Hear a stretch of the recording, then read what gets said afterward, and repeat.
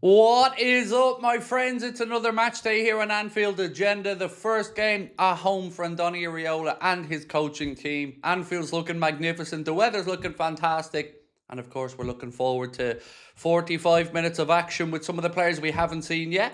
And then, of course, some guys in the second half as well.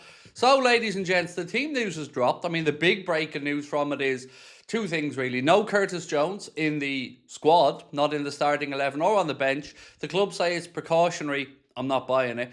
As well as that, we've got no Jeremy Jacquet in the squad yet either. So, still no sign of him playing his first minutes for Liverpool Football Club. We'll take you through the bench. We'll take you through the starting 11 momentarily, as always.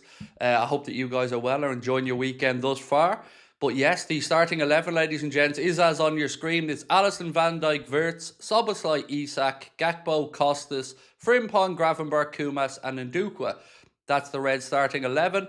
On the bench today, ladies and gents, it's Georgi Mamardashvili, Davies, Endo, Kirkes, Chiesa, Elliott, Munoz, Neoni, Chambers, Ramsey, McConnell, Morrison and Engamoa. So obviously we will get a few minutes from Victor Munoz off the bench, which is good to see. But yeah, the Jacquet stuff, look, at this point, it is a bit concerning, right? Because we thought it was going to be the Wrexham game. Then it wasn't the Wrexham game. Then it was going to be the Leeds game. Then it wasn't the Leeds game and it was going to be the Monaco game. And now it isn't the Monaco game. So this is why I'm certainly relieved that the situation with Ronald Araujo is sorting out. He's doing his medical today in Manchester. He's flown in already. So that's underway. That will give us some breathing room, of course, and then I'll meet up with the rest of the lads. But yeah, Curtis Jones not on the team. Right, so in the Ajax friendly today, Mika Götze has dropped out last minute in that friendly. Just before kickoff against, who were they playing? Actually, I don't know who they're playing, but yeah, that's just happened. So it looks like PSG could be getting their man there. And if PSG are getting their man there, well, we know what that means for Liverpool side of it, right? So that's the latest news. That just dropped into my lap this second as well. Keane very kindly sent that on. So again, just confirmation. Mika Götze drops out shortly before kickoff at Ajax and is replaced by Abdallah Uzan. So changes there just before kickoff as well. As I've mentioned, no Curtis Jones in the Liverpool matchday squad. The club line is that that's precautionary. This poster from Romano. Curtis Jones out of Liverpool squad today as he's not even on the bench. Liverpool informs that it's a precaution for the midfielder, still wanted by Inter. Priority target, more club-to-club talks this summer. So, yeah. Ching said Ajax isn't playing a friendly. Well, I don't know, mate. All I'm seeing you is news that's been reported out there. I don't know. Is Ajax playing today? I haven't looked. Let's have a look. 1 sec. Let's have a look. See, are Ajax playing today? Yeah, Ajax are playing in the Eredivisie, so it's not even a friendly. They're playing a home or away in the league against PEC Zwolle. So they're definitely playing, and he's definitely dropped out. So, yeah. I don't think it's an injury.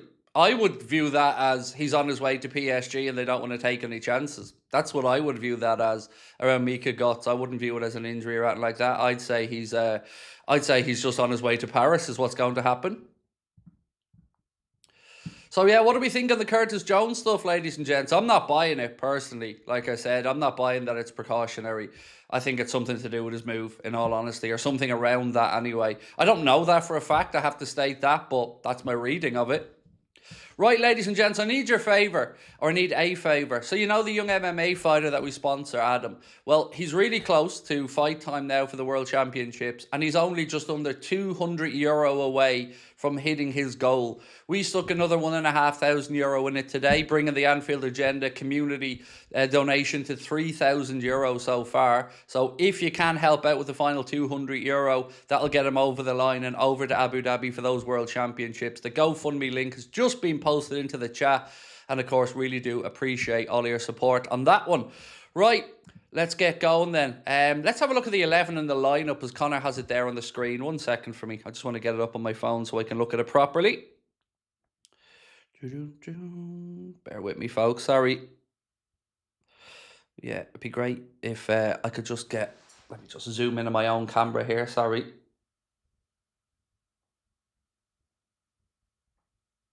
There we go. Right. It's the only way I can actually see the starting 11 because of where my screen is. Come on, come on, come on. Cool.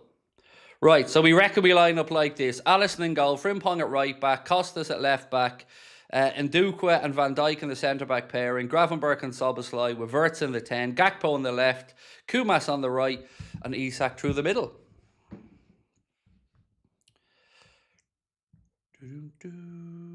Flash score says Barcola is staying. Do they? Yeah, well, let's see who's right there. The Flash score app that's just an aggregator, or me who knows what's happening. So you can believe what you want, mate. Like I keep saying, Flash score. If Flash score says it, who I've never heard of, by the way, but if Flash score says it, that's fine. They know everything, so you should just go and get all your news from Flash score then. That'll make your life much easier, wouldn't it? Flash score, fuck me. So somebody that gives us the starting 11s now knows all the news and all from inside Liverpool. Okay, that's definitely true. I don't know what to say, lads, anymore. Jack Kay isn't in the squad. No, unfortunately, he's not in the squad. And your guess is as good as mine on that one, ladies and gentlemen. All that we know is he was supposed to be available for Wrexham, that he was supposed to be available for Leeds, then he was supposed to be available for Monaco, but he isn't. So, yeah. I don't know. But again, let me run through the bench for you guys just to let you know. So the bench today, because somebody in the chat asked, is Georgie, then Davies, Endo, Kirkes, Chiesa, Elliott, Munoz, Leone, Chambers, Ramsey, McConnell, Morrison, and Rio. So once again, that's Georgie, Davies, Endo, Kirkes, Chiesa, Elliott, Munoz, Leone, Chambers, Ramsey, McConnell, Morrison, and Rio. So good options there from the bench, and obviously Victor Munoz there as well. Underarm 4 hair said, not much money, just bought myself an airsoft, nice. But hope this can be put towards wishing him and you, the family, all the best. Love you, Craig. Thank you, but it would be far better for everybody if the donation went directly into the GoFundMe, because then 30% of it doesn't disappear to YouTube, which is what happens when people make a super chat and stuff like that. And yeah, we'd obviously rather it go to Adam directly. Shit, what's going on here? Why is LFC TV suddenly acting up? It's grand. It's back on there now. Sorry. Why is it on a match day everything starts to fall apart at times, folks? Why did the club lie to us? They have to. Like, I say this to you guys all the time. Football clubs sometimes have to tell a few porkies. Like, they have to look after their own interests. And that's, I understand it. But as I always say to you as fans, we don't have to believe it, right? We can say we don't think that that's true. We can say that we don't buy into what the club are saying there. And I don't buy into it on Curtis Jones personally. But I don't know any different. Because let's be fair, Chiesa, they said a while ago, had an illness. And then he was back for the next game. So on this one, I don't know. It just feels a little bit coincidental that, as we said to you guys, Julian Ward was over in Italy. And then all of a sudden, Curtis Jones isn't in the 11 for the first game back at Anfield. I don't know. It feels a bit sus to me, but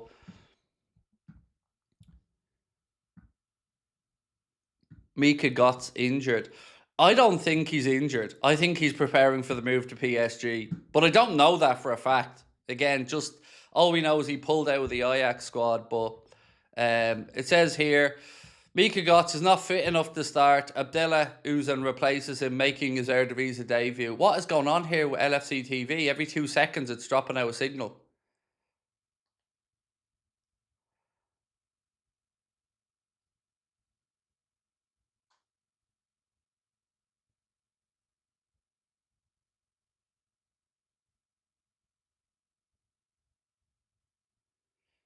Sorry lads, I'm just making sure my LFC TV works. Just gonna check a few other channels to make sure she's all working.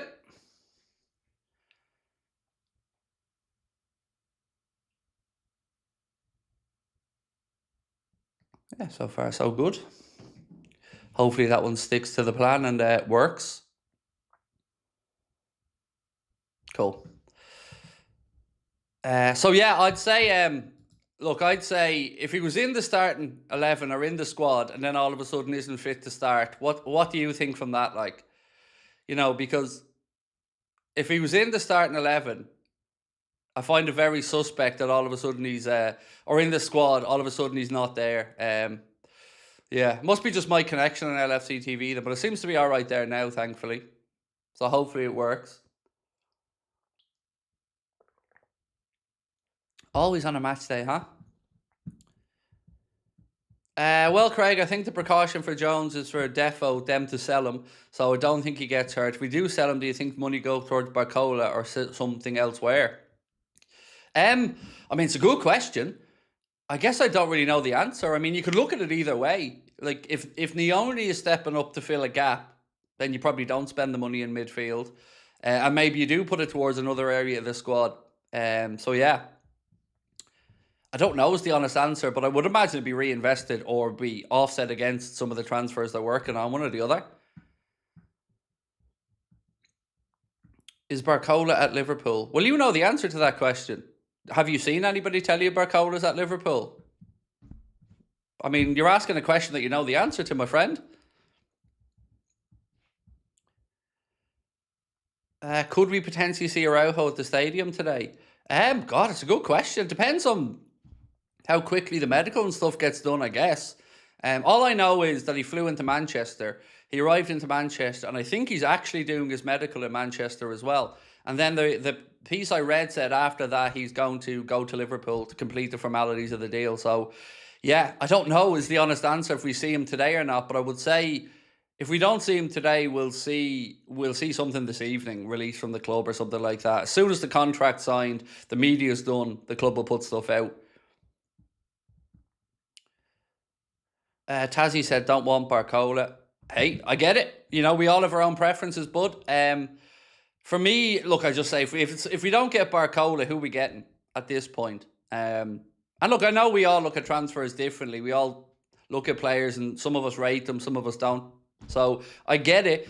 But I would say at this one, like, what else do you do if you don't get Barcola? Have I seen Ben Jacobs' tweet? Which one is this? Bear with me 1 second. So I've seen lots of things today. Bear with me. Is it this one? No. I can't remember the Ben Jacobs one you're on about. Was this the one? Hang on, I've seen something in Discord. My head's all over the shop today as I'm playing catch up. Bear with me. Which one was it?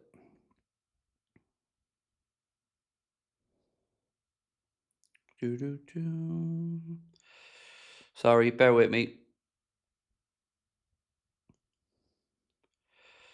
Nope, not that one, not that one, not that one, not that one.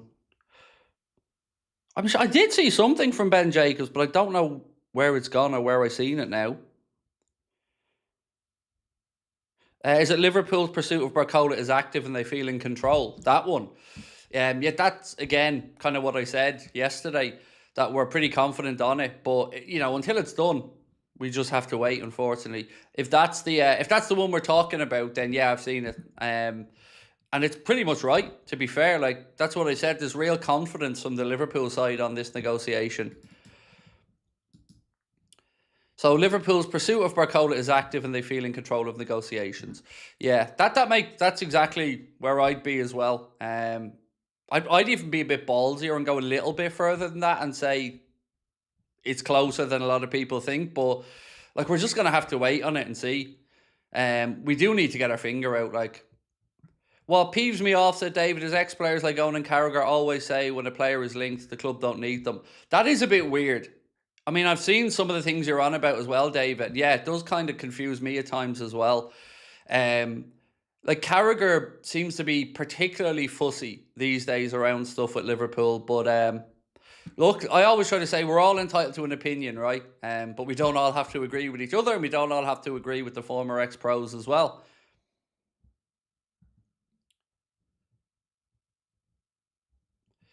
This one. I'm hearing Costas has signed a new deal, said Pops.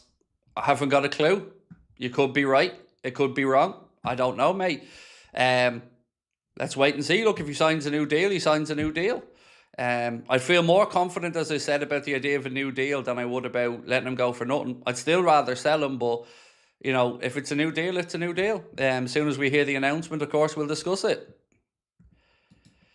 Andrew said, can't watch another season like last. We need players. Oh, mate, absolutely. Now, I don't think we will see another season like last, just because of the style and the way we play. But you're absolutely right. Like we are in need of some extra players. Even allowing Barcola to come in and the Araujo deal, I think we still feel we're a few away.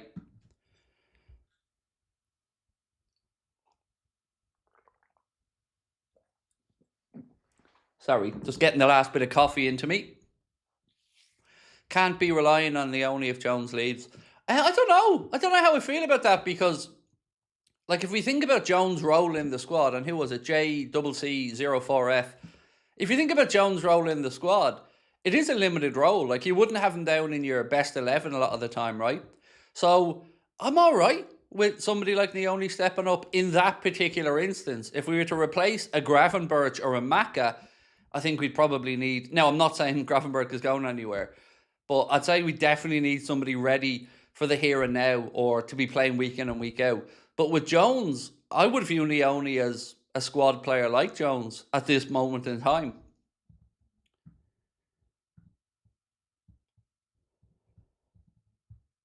What's this? Get Spence, England international, will be a long-term reliable player. So again, it's possible, mate. The money will be there. There's a willing seller.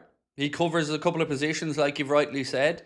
I know, all I can say is I know Liverpool have looked at a couple of options in the defensive side of it, from the obvious ones that we've spoken about, like Andre Ratu, all the way through to somebody like Jed Spence. But I don't know with any level of confidence if Liverpool look to go after one of them or actively, pull the trigger on a deal. But you're right, it's a viable option. It's a homegrown option. It wouldn't give us the headache of having to free up another non-homegrown spot like, we've had to do for Araujo. So yeah, it's sensible, like you said, but we're going to have to wait and see. I'm kind of putting some faith in the fact that Romano said that Liverpool are still looking at right backs and are still considering it, because I'm happy with Ronald Araujo, as I've said to you guys many times, but I don't really see him as a super credible option at right back. He maybe can play there, but if I'm not wrong, Soboslai's played there more in his career than Araujo has. So, Araujo's a real good addition at centre back in, realistic circumstances, but I'd still rather have another right back or a full back in. Right, so Iriola, speaking about today, said, for me, it's a special game. Most of the players and people will be like a pre-season friendly, but for me, it's a lot more than this. It'll be the first time I have a chance to go out to feel this stadium, and I hope we can perform well. It's a good game for us because it's going to be demanding. It's a team that wants to dominate and also wants to press high, so we'll see how we are. And of course, we also get to have a little look at Minamino again, who, of course, used to wear the red of Liverpool and now is with Monaco. Upside Down said, comments made from Cara about Araujo is a bit crazy. He's on loan for a year to build up the numbers and no world-class defenders for sale. I haven't actually seen Carragher's comments. I was watching the boxing late last night, and then I was watching some of the UFC fight night, and then I just watched something else and went to bed, got up and came straight in here. So obviously I haven't seen what Cara said yet, but what does he expect is what I would say. Like, it's all very well and good saying X or Y isn't good enough, but I don't see him out there screaming for Liverpool to do this, that or the other.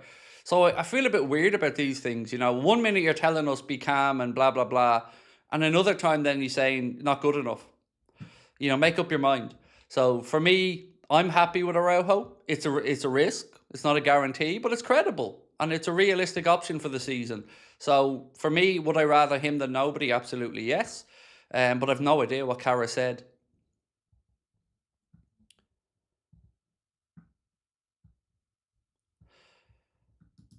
Medusa said, not surprised to see AC Milan lose to Chelsea yesterday. Amarim really doesn't learn from his mistakes. Milan in for another tough season. Yeah, I'd seen they hadn't won a pre-season friendly yet from the 3 he'd been in charge of, Medusa. I think there was a draw and a couple of losses or something in there. But yeah, it is mad because that was one of the things at United I really did feel like this dude has to change or his job's gone, and he didn't. And it never ceases to amaze me how football's this weird world where you can like have a really bad run somewhere and still walk into a huge job as a manager with another multi-million quid payday. It's weird. There doesn't seem to be any ramification. Once you get to a top job somewhere, it feels like that gives you carte blanche then to have great jobs throughout your career and plenty of opportunities, even if you're failing. CPG KTU, how are you, sir? Said, Craig, did you see Steve Nicol bashing the signing of Ronald Araujo, saying it seemed desperate? Why do Liverpool legends seem to bash the current transfer activity? Jamie Carragher, John Barnes, and now Steve. Well, on John Barnes, look, I don't want to get into an argument with everybody again, because every time I speak about John Barnes, it seems to annoy a few people. John Barnes, in my opinion, talks nothing but shit, and it's tiring listening to him, because 1 minute Liverpool are brilliant, everyone should be behind Arne Slot, it's the fans' fault he's gone, and now he's moaning about X, Y, and Z. So I don't know what to say about it. I didn't see Steve Nichol's comments, but look, as fans, we either get behind it or we don't. I don't know what else to say. Isn't ideal, but it's an option, and it's an option that we didn't have a week ago. So we're just going to have to see how Araujo gets on. I don't want to prejudge anything because he hasn't kicked the ball yet. So I'm willing to give him a chance, see what he can do, and then make a judgment. Look, I get it. You can look at it and think he's a Barcelona cast-off, or you can look at it and think circumstances of Barcelona didn't work, and now he has another chance. And I want to look at it to say now he has another chance, because I want Liverpool to do well.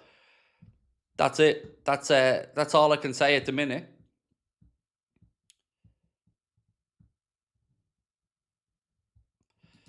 If we sell Jones, we should definitely get Wharton, Scott, Kamara. We need depth. I like Nioni, but let's be real, we should buy somebody. I mean, again, I'm not saying that Nioni is going to be the answer if Jones goes. I'm just saying, I was answering someone's question who said, if we sell Jones, we should put the money towards X or Y. And I said, I don't know what happens with the money. I'd be fine if Nioni steps into midfield. But we've always had this conversation, Tosh Cop, about the profile of midfielder that Iriola wants. And I've always said, I don't know what that is. So if Mac is going to stay, then, you know, I don't know if we'll see a midfielder brought in. So there's a few things that it might come down to. But again, for me, I'm not saying we should or shouldn't do X, Y, or Z. I'm just saying I'd rather get money for Jones than lose him. And at this point, it looks like he wants out.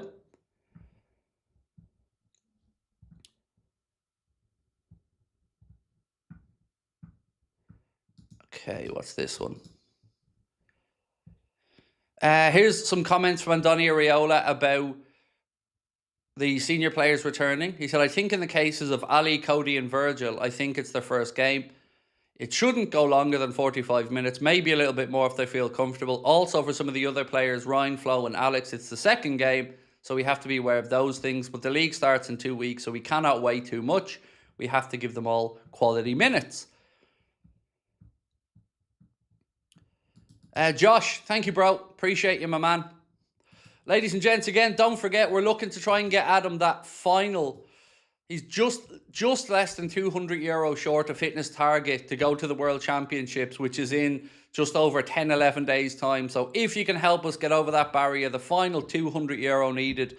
The link to the GoFundMe went into the chat there a moment ago. There's a little profile about Adam and that in there as well if you want to have a read of it. But we're just about, I think it was 198 quid or something short of his target. We stuck in another 1,500 earlier on today on behalf of our community. So if we can help get him over the line there, that'll be amazing. It'll be a great way to finish today. Unfortunately, we didn't replace Fabinho, said Toshkop. In the long term, yes, we bought Endo, but since Arne came in, he played 20 matches for 2 seasons. You're right. I'm not going to push back against that at all, my friend. Excuse me. We do need to replace him. You're right. Look, this has happened time and time again for me. We've seen players leave in Liverpool, not replace them, or take an age to replace them. And you're right. We need to get somebody in that ilk, but what we need and what Liverpool actually do, unfortunately, over the years has been a little bit, they haven't been happy bedfellows.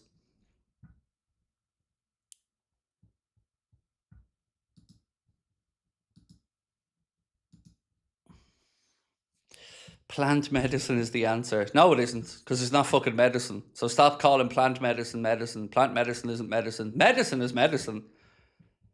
Plant medicine is supplements, nutritional benefits, immune boosters, but it ain't medicine. Happy to see most of the best 11 starting. Flo, Alex, Cody, etc. Why is none going after Stiller? We might have a very good CDM for under 50. So yeah, there was an article doing the rounds yesterday that was kind of intimating the same thing. I think his release clause has expired now for the summer. I think somebody said that was ITK Space or somebody said the release clause for him has expired. But yeah, I don't know. Like, we've been to Stuttgart a few times. We've looked at him. We've looked at Gemma Andres. But again, we haven't pulled the trigger on any of them yet. How do I get LFC TV to watch the games live? It depends on the platform, Paul. If you want to do online, you're looking at All Red, which is a LFC digital membership. And if you want it on Sky, as an example, ring up Sky. That's what we did, and put it onto our package. That I watch it on the TV, so I have it through my Sky package. But you can also get All Red membership from the club's official website, which gives you the digital membership, which means you can watch the game, stream them on your app or your phone or whatever. Ian Doyle says it's a hip issue. Not sure whether you're aware, so I thought I'd let you know. Thank you, top lad. Appreciate you. I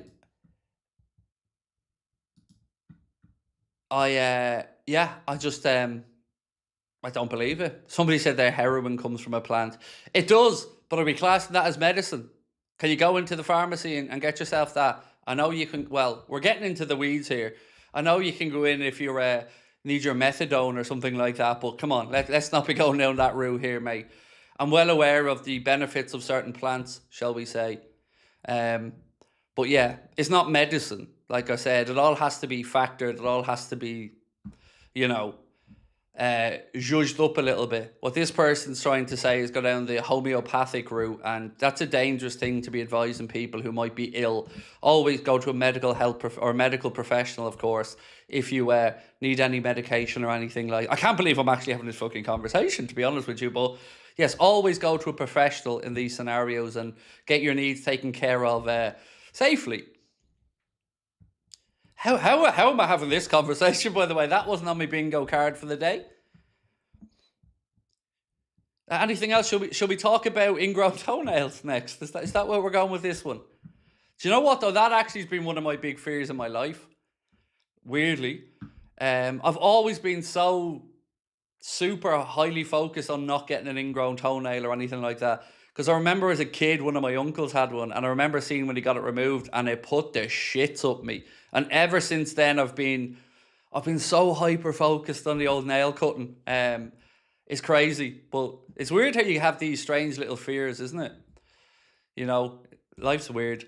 And give me some of your fears, by the way. I'm scared of heights, as an example. Like, I'm really scared of heights. I'm not scared if I'm standing on my feet or on something. But if I'm leaning over or looking down on the edge of a tall building or something like that, oh my God. Oh my God, lads, that is, yeah, I get dizzy, and I get the urge to jump as well. I don't know what that's about. The best I can think of is that my brain says, well, Craig, the worst thing that can happen is you fall. So get that out of the way.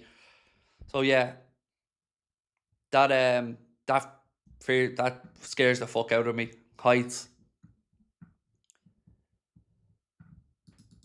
Upside Down said, I agree with you about FSG being cheap. It's annoying. They built their system around fair play, as did others, and we were still waiting for City's charges.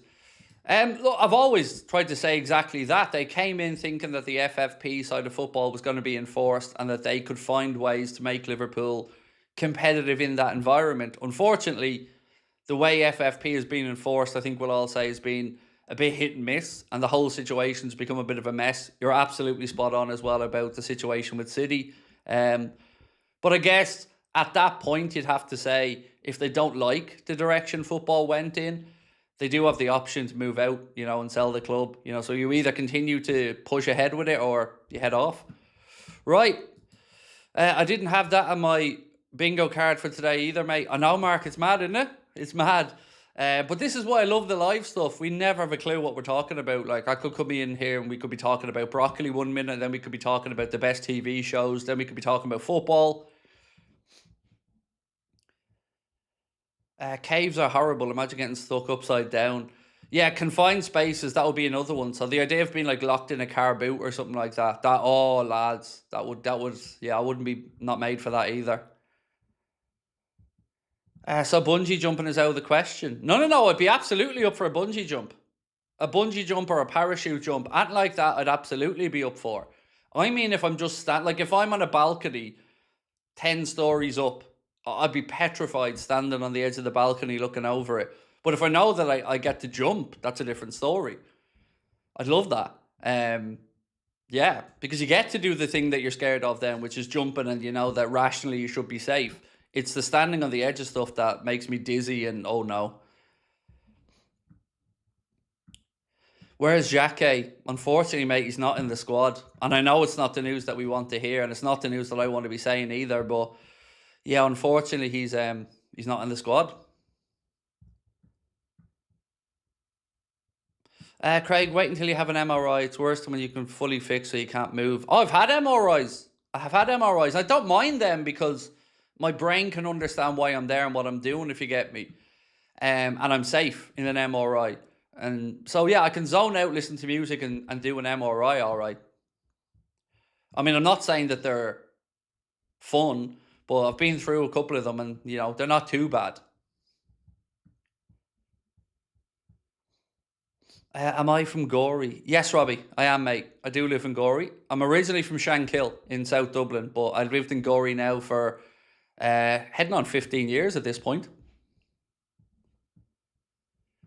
Issa Judah said, Craig, you think this Barcola saga drags on till the last week of the window? I don't. No, I don't, but I can't give you an end game on it. But no, I wouldn't say it goes that late because you have to leave yourself a little bit of wiggle room. And you have to be able to work on other things as well. What's my thoughts on the new defender from Barcelona? I mean, it's a calculated risk, but one that I can understand as a fan. You know, it's better than nobody coming in, but is it better than signing a long-term replacement? Probably not. But it buys us a bit of time. It gives us a credible option. And if the plan was to, let's say, go and move for Nico Schlotterbeck down the line, then, you know, I can understand that as well. So I'm open-minded with it. But I'm certainly more on the side of being happy about it than I am about being unhappy about it. Because all I said all summer is the only thing that's unacceptable to me is not enough players. And at least they've done something here to bring someone in. And even the option to buy on it is a reasonable one. I think 55 million euro, which is, according to what I seen last night, about 46, 47 million pound if Liverpool want to do it. So it covers us in most which ways. You hope Ronald Araujo would come in with a point to prove.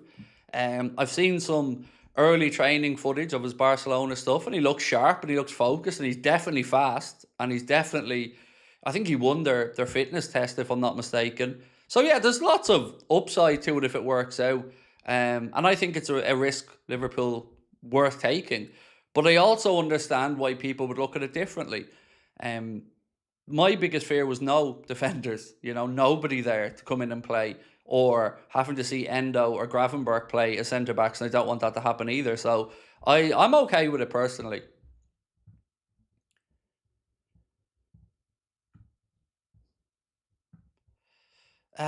Ula said, Craig, I'm very worried that the club's not disclosing Jacquet's injury details, and I think his shoulder and the hiding it for fear of backlash.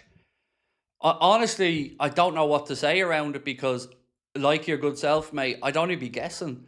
So I don't really know how to think about it other than they said he was close for Wrexham, didn't happen. Then they said it was going to be Leeds, didn't happen. And now we're what? Are we a week on from that game? And nothing again. So I get it. I'm concerned as a fan because you're thinking the league starts in 2 weeks. We haven't seen him kick a ball yet, let alone build up fitness or minutes. So yeah, it's concerning. But that's why, for me, the idea of Araujo coming in at least buys us a little bit of breathing room. But yeah, it is. You're right. I understand the club not disclosing certain things because at the end of the day, we are talking about someone's medical records. So we are talking about very sensitive, private information. So I know as fans we're eager to find out, but I understand the other side of it as well. But it's certainly not. It's not going to fill us full of confidence, is it? At this point. Where do you think we'll finish in the league? I'm not sure, Dominic. I'm not sure, bro. I hope safely tucked into the Champions League spots, but if we get Barcola in, let's see what happens in the midfield situation. I think we still need a fullback. But it's really difficult because what makes this a unique season is the amount of change we've seen from head coaches. So you've got United, obviously, with Carrick in there, Liverpool with Iriola in, Manchester City with Maresca in, Chelsea with Alonso in, Fulham with Arbeloa in, Bournemouth with Marco Rosa in. It's just so many changes. At Newcastle, the new manager in there as well. So it's really hard to know how all of these coaches and all these squads are going to mesh. So I don't know is the honest answer, but yeah, we got to be in the Champions League spots anyway.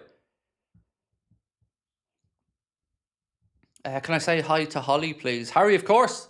Well done, cleaning the house. Good way to spend the Sunday, bro. A bit of spring cleaning. And hello to both of you. Nemanja said, the performance from Jones was a joke. He wanted the captain's armband, he couldn't care less, and dropped the stinker. He did drop a stinker, and two of the goals for me were situations that Jones could have done a lot better in against Leeds. So you're right on the stinker. He put in an absolutely horrible display in that second half. Right, my friends, let's take you through the Monaco team. Actually, 1 second. I haven't given you the Monaco team yet.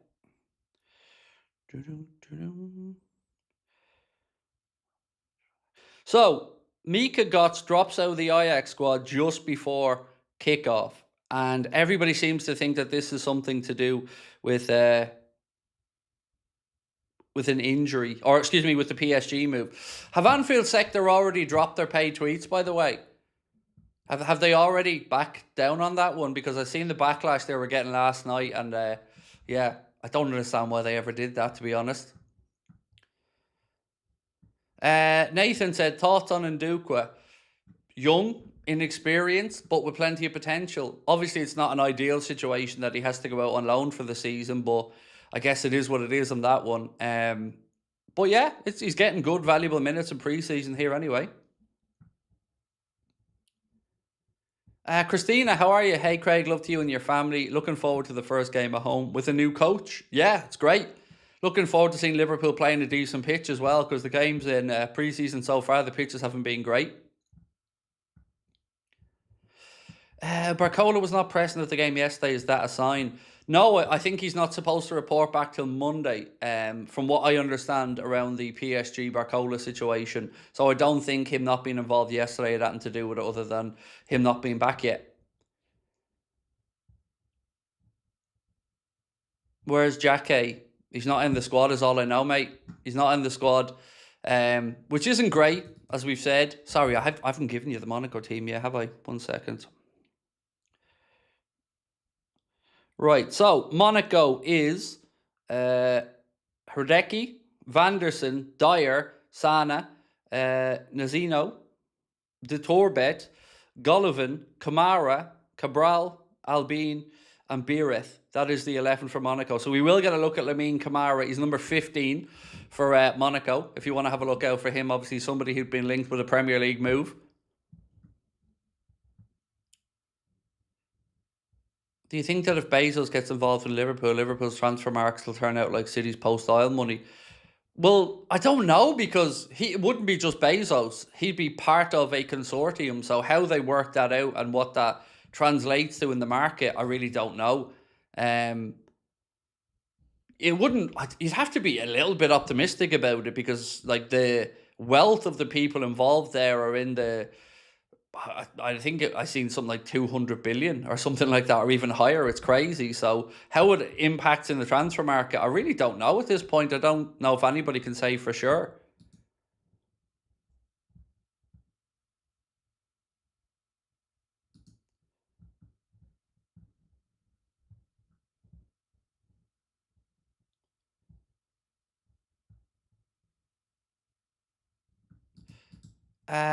Typical value said, do you think Araujo's loan is a reaction to a potential more serious injury to Xhaka we don't know about, or was it always in the pipeline? I mean, I'm guessing. Obviously, I hope the answer is it was always in the pipeline. And I'm hoping that it's because maybe Gomez picked up an injury and they started to realise that, yes, we don't have the depth needed at centre-back. But it's hard for me to sit here and say that I'm not a bit concerned about not seeing Xhaka, because I am. I would have loved to have seen him at this point. And, you shouldn't be saying things like he's close for one match and then 2 weeks later, still no sign of him even in the squad. It definitely going to lead to fans asking questions at the very least. But problem is we just don't know the answers.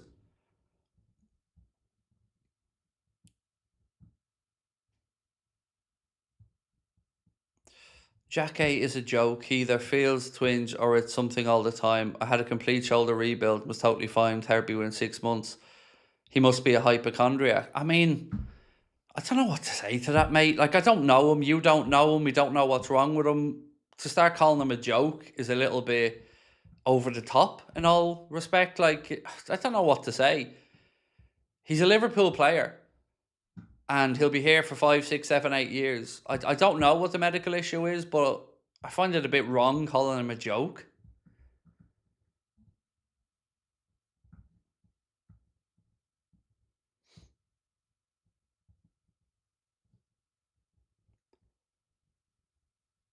Where do I expect Liverpool place in the Prem?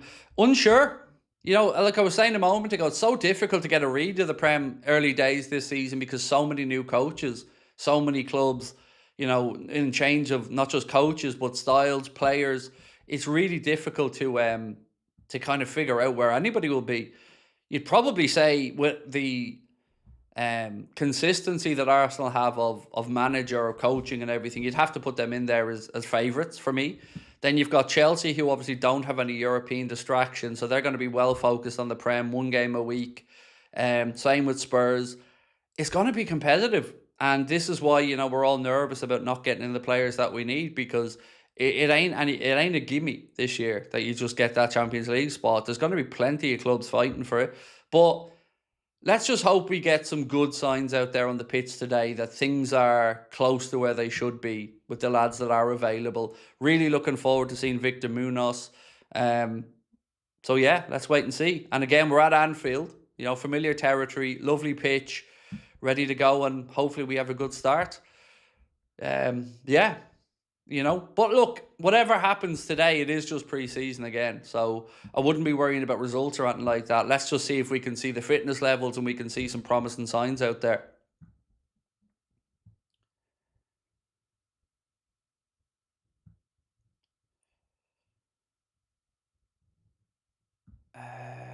This one. Do we know if Dan's is fit, and do we think he should get minutes with Ekitike still out? I don't believe he is, no. I don't believe he is fit. He didn't go on the pre-season tour anyway. So yeah, I don't think he's going to be in contention anytime soon. I mean, let's just go through the Liverpool squad again so we can give everyone a reminder who's on the bench. So the starting 11 today is Alisson, then it's Van Dijk, Wirtz, Szoboszlai, Isak, Gakpo, Costas, Frimpong, Gravenberch, Kumas and Dukwa. Then it's Mamadashvili, Davies, Endo, Kirkes, Chiesa, Elliott, Munoz, Nioni, Chambers, Ramsey, McConnell, Morrison and Gamoa. So no Will Wright today in the matchday squad. So that gives an indication that maybe Liverpool aren't going to be utilising him much more after the US side of the tour. And yeah, we're going to have to wait and see.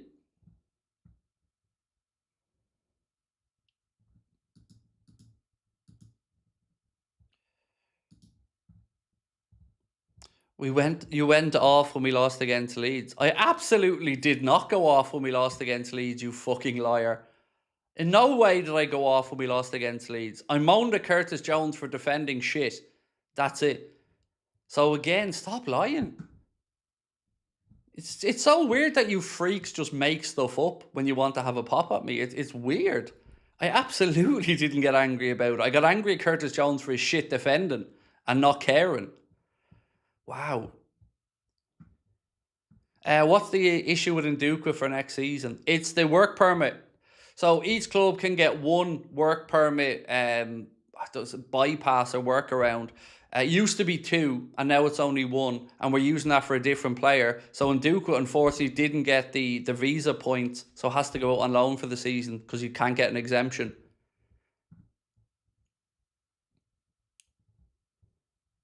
Do I think Man United is a better squad than us? Um, Squad, I'm not sure. Starting 11, no. Squad, look, our squad isn't deep enough. So to compare it to anybody else's without knowing the ins and outs of it, I don't really know. But starting 11, no, we'd have a better starting 11. But, you know, I don't know how to compare squad to squad. I just would believe our best 11 beats their best 11.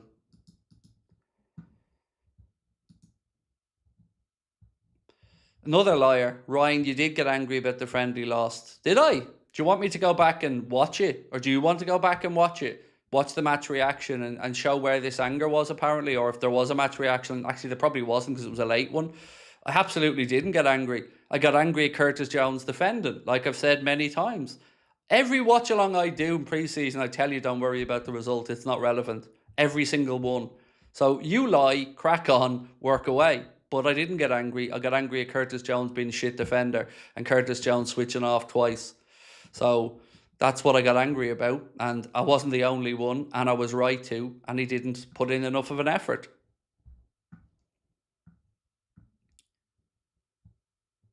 How long do you think this Barcola saga will go on for? And do you think we always leave it big summer signings like with Isak? I don't expect it to go on much longer is the honest answer. But, you know, I think we're sort of at the behest of PSG a little bit. You know, they're sorting out their own business. And in one way, I get that. Like, we'd probably do the same. And I tried to use the example of Cody Gakpo to say, you know, Spurs want him, but we're waiting and waiting, waiting to make sure we get what we need before we even consider the idea of another move for somebody. So I would imagine in PSG's case, it's probably similar. They're probably making sure that they get Guts in. Obviously, they got Akliouche in. They're looking to get Ferran Torres in. And then you'd hope that would in turn lead to us moving along with our negotiation. All I know is it's really close. Some people think it's done and this is all a media dance. I don't know that for certain, so I'm not going to say it. But like I said last night, I'd be really, really, really surprised if it isn't done. Like, really surprised. And for it dragging out, it's definitely not ideal. There's no getting away from that. But maybe think of it this way.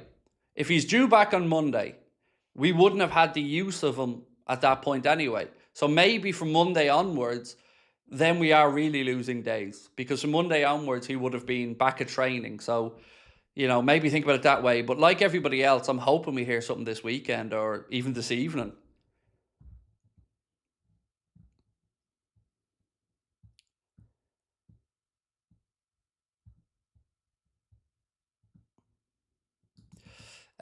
Piss on said Ronald Araujo has had his moments. Maybe it's fits Andoni Areola more than Flick. Perhaps. Like I said, I'm not trying to tell anybody it's the greatest signing in the history of football, but, you know, I'm just trying to be a man of my word. I always said I'll get behind whoever Liverpool sign, and the only thing that's unacceptable to me is no signing. So the idea of Araujo coming in, whilst maybe it's not perfect, I can understand it. You know, I can get my head around it.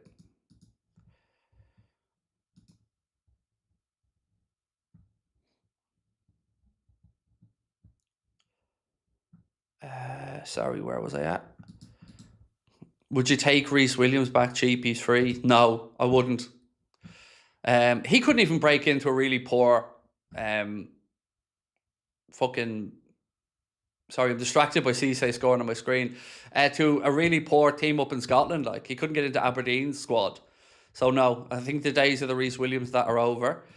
Star Player said, my dream transfer window, Barcola and Bay, and right back this window. Next season, Schlotterbeck, Gemma Andres, Kelleher and Rayan. I mean, I like the idea you're going with there. I like the, yeah. I'll be on board with your next couple of windows, mate. That sounds good to me. The Bins, how are we, bro? Nice to see you, and thank you. Love your work, Craig. Appreciate you, my man. Thank you. We shouldn't be waiting for PSG because they can take their time before Barcola, but we have to. You're not like, what are you going to do to make them go quicker? Like, it's all very well and good coming on saying we shouldn't wait for PSG, but what are you going to do about it? And I don't mean that to be a dick, but honestly, you have to have a willing seller. And with all the pressure in the world and all the threats to walk away, it's not going to change that. You know, let's be adult about it. It's not.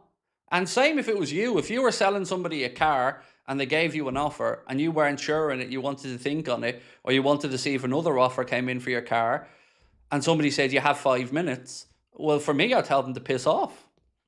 I'll do it when I want and in a time that suits me.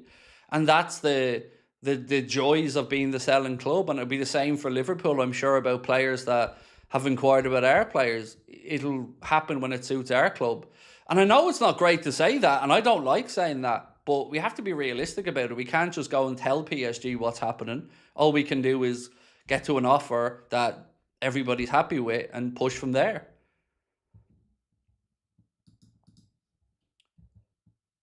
And I really do appreciate that that's not an ideal scenario, but it's realistic with it. You know, we can't force a selling club into doing things our way. Unless you think that selling club have financial pressures over their head, which I don't think is something we could really throw at PSG.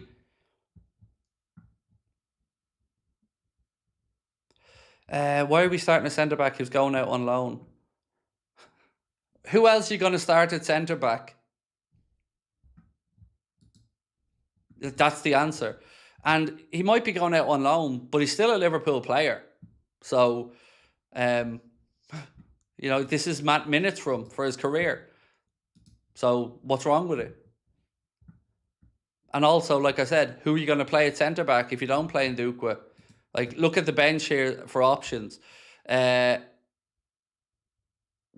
there's no centre-back option on the bench. Chambers is the left-back who can play centre-back at a push, and he's going to leave as well. He's either going to go out on loan or be sold, so do we not play him either? Craig, what are your thoughts on Anfield Sector's post being behind a paywall? I just seen a post from them that wasn't behind a paywall. It's ridiculous. And they're going to kill their own account. That's the answer. Like, I read through a load of replies to their post about it last night, and I didn't see a single positive reply. Not one. Look, I said this last night, and I'll repeat it. To justify making somebody pay for something, you have to have something unique that nobody can offer, or that you can offer better than anybody else. And aggregating other people's work and other people's stories and charging for it isn't something I'd personally pay for, and it's not something I think many people will pay for. So I think it's a silly move, because they're going to allow other accounts to catch them and to take the traffic away and to take what they've built up away. And it feels very naive, but it's one of the downsides of Twitter. Like, it becomes a natural progression that people build something, then expect to take money from it, and then have to find a way to monetize it. And then they very quickly get to the realization that you ain't monetizing much on Twitter. And this is the route some of them have to go down. They start working with, you know, some companies we've never heard of maybe, and some betting things, and then they start doing this, that, or the other. It's I don't understand what brought them to that decision, but it's not my decision to make for them. I just don't get it. Like, does anybody see a rationale to it? Because would you pay for it? Yeah, I don't get it. I think it's a mistake from them, and I love the account. They're brilliant at what they do. They put out fantastic Liverpool news quickly, and I think they're probably the best at doing it from all the aggregator accounts. And now I think they've shot themselves in the foot. Yeah, that's my honest take on it, and I hope that they change their mind and go back to the other way quickly, because I don't want to see them lose followers, because they're really good at what they do. But you have to understand that you're not going to make money being an aggregator. It's not, people aren't going to pay for that. You know, you don't have a unique selling point. You don't have something that you can offer that others can't. And that's where the money comes in. Like, think about it this way. I run one of the biggest Liverpool platforms on the planet, and we don't charge for anything. We do have memberships and all that stuff, but everybody can watch all of our content, listen to all of our stuff absolutely free. Because we know we can monetize it a different way. And that's why I'm not arsed about Twitter. Like, Twitter's kind of for bragging rights if you want to have a big account. You're never going to make a living from it unless you're a Romano or something. And if you've got Romano and Ornstein and Joyce and all these journalists putting their work out free on Twitter and their stories out free, How are you going to charge for that as an aggregator? It's weird. No, we absolutely don't show the match, mate. No, the match is copyrighted and we absolutely do not show any match content on here. Right, ladies and gents, we are close to kickoff and I cannot wait. It is an absolute pleasure to be here with you guys as always. Thank you for joining us. This is Andoni Iraola's first game at home as a Liverpool head coach. Anfield's looking absolutely magnificent. The pitch is looking brilliant. Weather's glorious. The Reds are ready to go. Just again, we'll run through the starting 11 for you in case you haven't seen it. It is Alisson, Van Dijk, Wirtz, Szoboszlai, Isak, Gakpo, Costas, Frimpong, Gravenberch, Kumas and Ndukwe. That is your starting 11. The Liverpool bench today is Georgi Mamardashvili, Davies, Endo, Kirkes, Chiesa, Elliott, Victor Munoz, Nioni, Chambers, Ramsey, McConnell, Morrison and Ngamoa. No Curtis Jones and no Jeremy Jacquet in the Liverpool squad. Watsonnator, thank you, bro. Appreciate you. And again, one last time, if you can, please do make a small donation as we try to get the last 190 odd euro to get Adam over to the World Championships in Abu Dhabi to win that World Championships on behalf of Anfield Agenda's community. The link has gone into the chat. If you can make a small donation, maybe instead of sending a super chat or something, we'd love to get him over the line today and finally get that off his back so we can just focus on going over there and winning the World Championships. Right, we are almost ready to go. Abdul, I can't thank you enough, Craig. Every day I don't watch Anfield Agenda feels like a day I've missed out.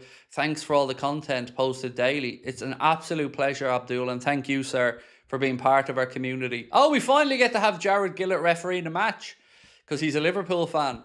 So you're never going to see Jared Gillett in the Prem refereeing the Reds because he's a Liverpool fan, which means, of course, he can't referee us. So nice moment for him there today at Anfield as well.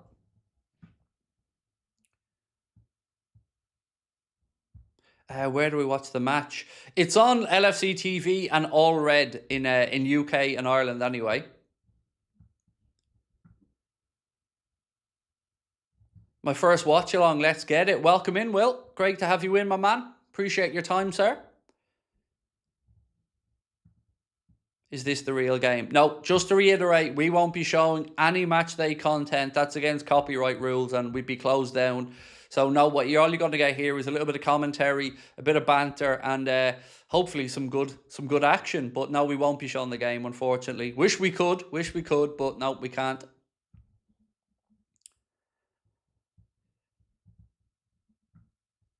Much love from Kentucky. Thank you for the chicken. I mean that sincerely. Like, I can't thank you enough to the good people of Kentucky for the chicken.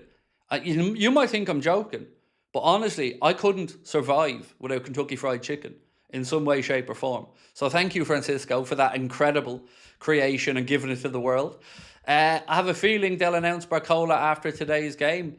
I don't know when it'll be announced, but as I said many times, it is close. And I'm relaxed about that deal. After that, haven't got a clue. But on Barcola, I'm quite relaxed.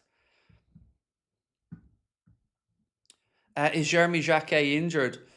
I mean, I can't really add to the conversation, but he isn't in the matchday squad. So you'd have to say, at the very least, he's just not ready.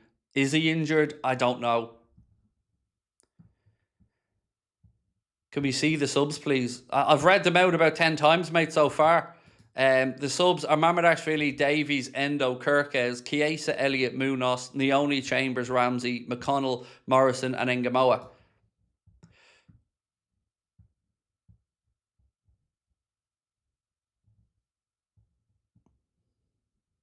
South Wales in the house. Luke, how are we, bro? Appreciate you, sir. Thank you for being in. Right, let's sit back and get ready to enjoy 90 minutes at Anfield. Liverpool going to be attacking the Annie Road end in the first half. Obviously, Liverpool in our all-red strip. Monaco in their away strip, which looks like a kind of light greeny white colour. I moved to Sweden 3 years ago, not had KFC for that long. Oh, I love a bit of KFC, man. I love it. Love a bit of fried chicken. Zimbabwe in the house as well. How are we? I show lag. Appreciate you, mate. Thank you for joining us. Right, ladies and gents, we are about to get underway. Liverpool kicking us off, playing from right to left, attacking the Annie Road end. And hopefully we see a good 90 minutes of football. If you can, please do hit that like and subscribe button. We're underway. Oh, clock. There we go. No, come on, clock. Work. There we go. Sorry. Immediately, we've got an offside flag. Straight away, we've got an offside flag in the first 3 seconds. Liverpool go direct down right-hand side looking for Kumas, and it's offside immediately. So there we go.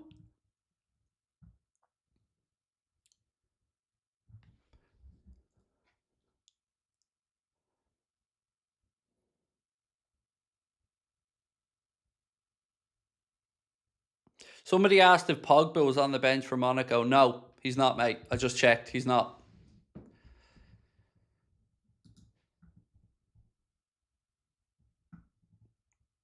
Right, ball breaks. Right-hand side for Monaco now. Slips it in behind. Strike, deflection. Alisson palms it behind. It'll be a Monaco corner on the near side. Keith said, I joined this channel 1 month ago. I've enjoyed the live discussions. Looking forward to more. Also, You'll Never Walk Alone just hits the heart when sung at Anfield. It really does. It really does, my man. Yeah, it really does. And welcome in. Thank you so much, mate, for being with us for a month. Glad you're enjoying the channel. Right.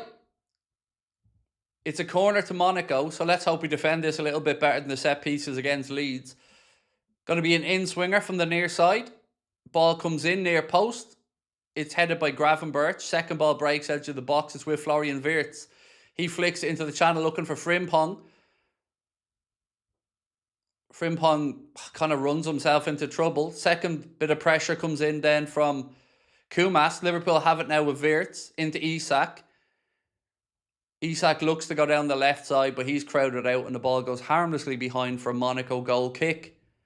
All got a bit hectic there with Liverpool were countering from the corner. Frimpong kind of got the ball tangled under his legs a little bit. Broke then, in came Florian Wirtz. He rolls it down the left channel to Isak, and Isak just gets crowded out and the ball goes behind for a goal kick, which they've already taken. I mean, the game's certainly been played at a frantic pace so far, both sides going end to end quickly. David, how are you, bro? Afternoon, Craig, and everybody watching. Thank you, David. Appreciate you, mate. Hope you're having a lovely Sunday.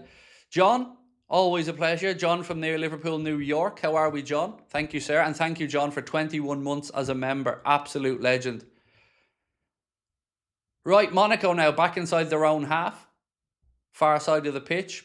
Press comes on from Isak. Ball's rolled across. Here comes Wirtz now on the press as well. Monaco forced into going long. Virgil heads the ball down. It's with Gravenberch in midfield. He's bundled over. Referee says play on. Monaco have the ball. They're gone all the way back to the keeper. Interesting looking at where Liverpool are lining up out of possession here. The press has definitely been something that Andoni Iraola has been working on because everybody is at it. Szoboszlai's forcing himself right up high up the pitch. Wirtz is pushing on the left. Isak's dropping into the right to set the press. Here comes Isak now. Reverse ball in. It's a ball from Costas that's overhit though, and it goes through on the far side. Good bit of build-up play there from Liverpool, but Costas, I don't know whether it was adrenaline or if he just misread the ball, but he overhits it and it goes out on the far side for a Monaco throw-in.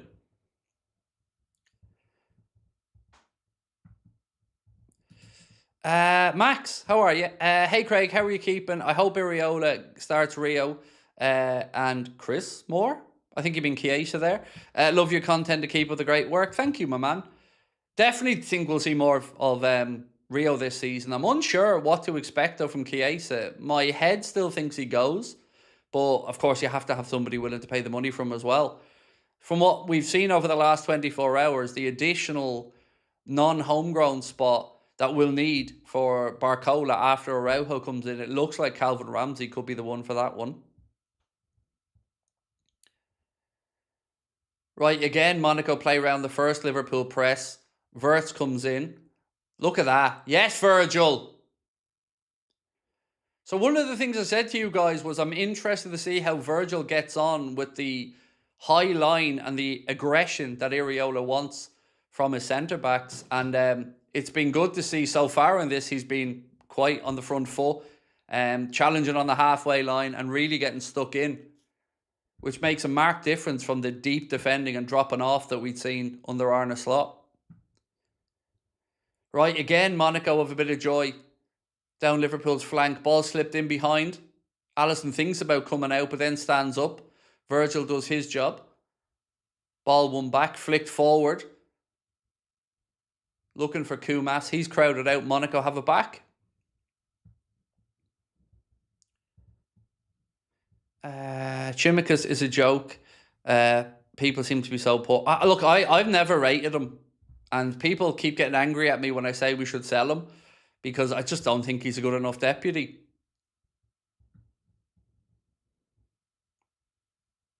Folks, I forgot to ask you to hit the like button for me to get it up to 1,000 likes. So if you can, for 1 second, do hit that like button. I keep forgetting it because it's only pre-season. It's a tradition we have to get back into. Right channel now. Frimpong, 1-2. Ball's into Isak though. Isak round the outside, slips it across. It's a little bit behind everybody. The Wirtz comes across and gathers it.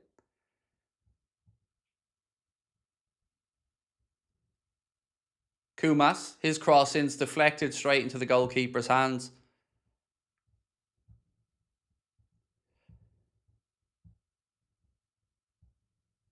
Yeah, that meme guy, there's a very big difference between a high line and a Hansi Flick high line, because Hansi Flick's high line is ridiculously dangerous. It's crazy.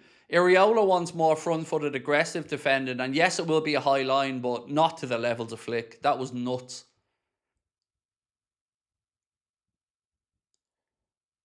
Oh! Wirtz with a strike. Keeper forced into a save with his left hand. Frimpong on the follow-up. His strike saved by the keeper, but good play there from Liverpool. Ball slipped into Florian Wirtz, gets it out of his feet, opens up his body, tries to curl it into the far corner.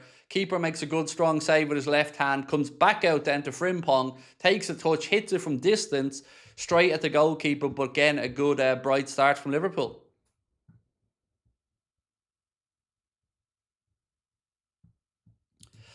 Craig, watching from Australia, but listening to your commentary in the headphones, not to wake up the women, but going home for good in 2 weeks, so I'm happy I get to look at the games at a reasonable hour.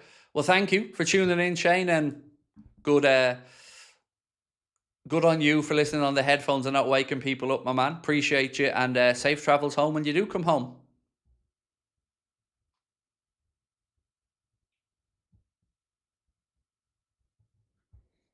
So you'd have to say, so far, the little link-ups between Isak and Wirtz look promising. Would you agree with that one? They definitely look like they're on the same wavelength at the start of this, which is good, because we talked so many times about what we can expect with the service in so far to Isak, and they really do look like they're on the same wavelength anyway.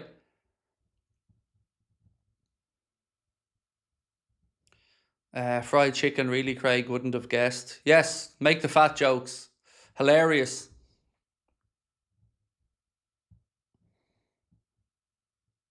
I love it, making the fat jokes. Yeah, I've lost nearly 40 pounds though, so I'm happy with my progress. But cheers for the confidence booster. Couldn't just be a nice person now. Another ball slipped in there. Lovely ball in. And it's Cody Gakpo this time. Ball slipped into Gakpo on his left foot. He slices it wide, and you can see the frustration there from Isak. He wanted the ball slipped into him.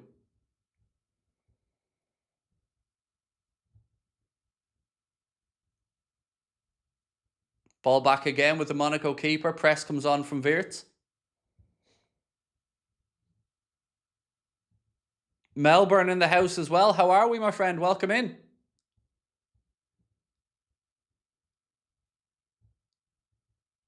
Nine minutes on the clock at Anfield. It's been plenty of action so far. Liverpool have forced the keeper into a few saves.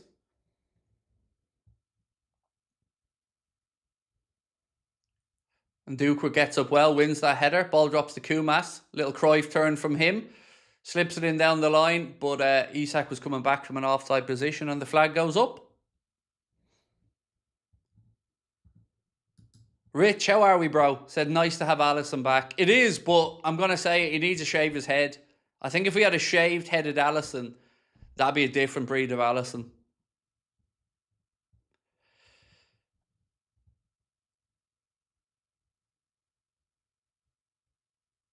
Kumas does well, clears his lines.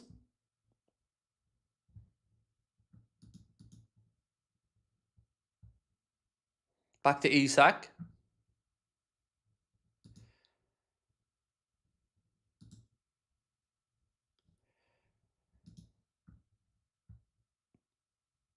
Gakpo tries to slip it into Isak, overhits it, ball goes through to the keeper.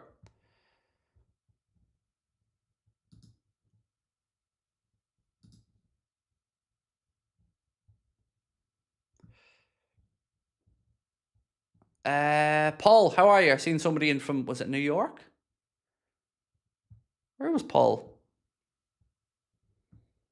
Sure, I seen a gentleman called Paul there a second ago. Anyway, Paul, how are you, bro? Paul's a barrister, so don't piss off Paul. That's something we're learning here. Quick smart anyway. But how are you, Paul? Nice to see you, my man. Lord Astro said losing £40 is huge. Well done. Thank you, bro. You know, it's a start. Bit more to go yet, but I'm happy. You know, feeling a bit better all the time. And thank you, man. Appreciate your kind words. Gakpo. Gravenberch. Van Dijk. Back to Gravenberch. Across to Ndukwe. He goes out to Jeremy Frimpong. Nothing on for Jeremy, so he goes back to Ndukwe. Allison.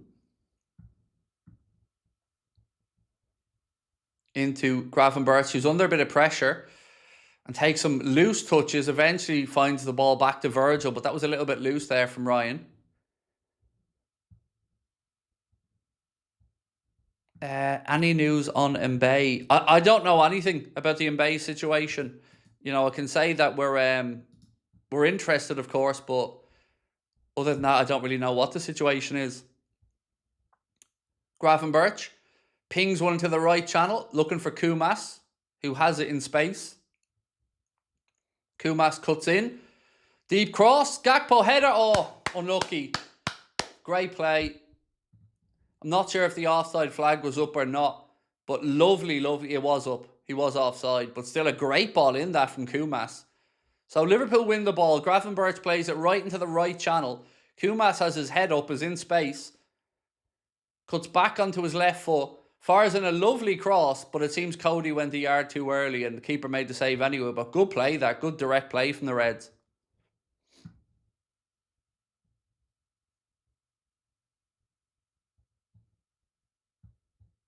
Craig, I'm currently eating salt and pepper fries in a KFC. Nice. Get it into you, mate. Enjoy.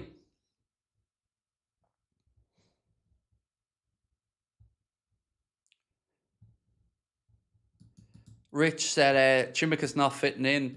I've always been honest about that one, dude, until I just don't think he's good enough as a backup. Page, afternoon Craig, played my first over 45 game this morning and now can't move. Sat with a KFC and a defib up the Reds. Also, we did a reunion game, Page. Oh God, it must be 15 years ago or so now, maybe even more. So I would have been about 30 at that point, and we did the reunion game. And I remember after that just thinking, yeah, that's you done now, fella.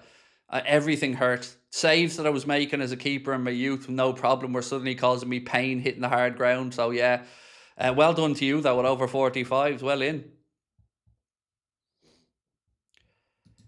Craig, how come we never pursued the Murillo deal? Good physical presence, good in the air, and can play balls over the top. Only 23. Also, any news on a right back yet? Would love Coyote. I don't know. I've never really expected us to follow through with Murillo because you have to have a willing seller, and I just don't think we have a willing seller there in Nottingham Forest. So I don't know why Liverpool never pursued that any further, other than they probably weren't getting much encouragement or didn't want to spend the levels of money that would have been needed. And on the right back thing, yes, I think we need one. But with regards to Coyote, he signed a new deal with Brentford, I think. So I don't reckon they'd be up for selling him.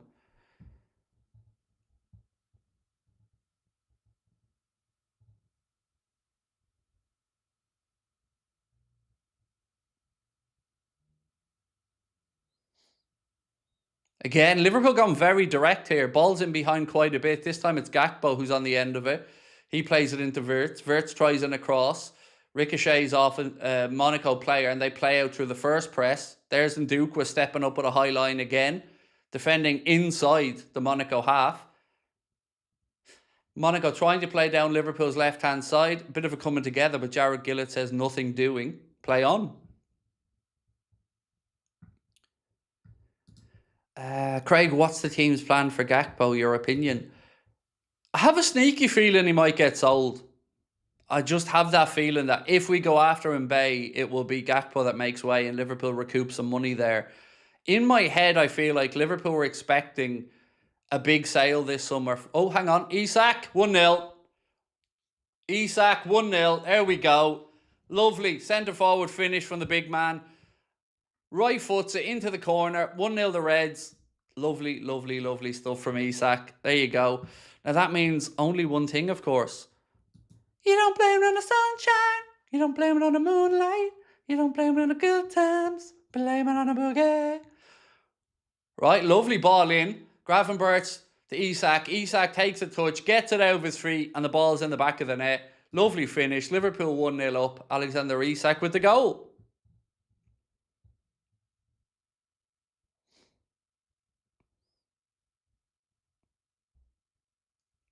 Really, really good touch from Isak to open up his body and get the shot away.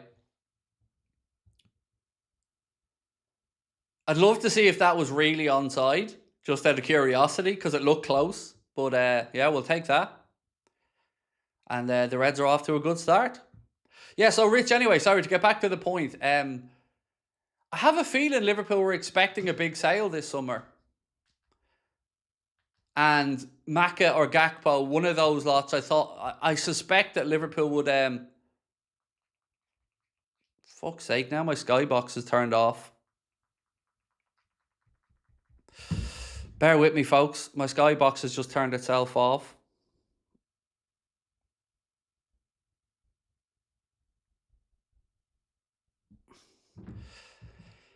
Ay, ay, ay, ay, ay. Come on, skybox. Turn yourself back on.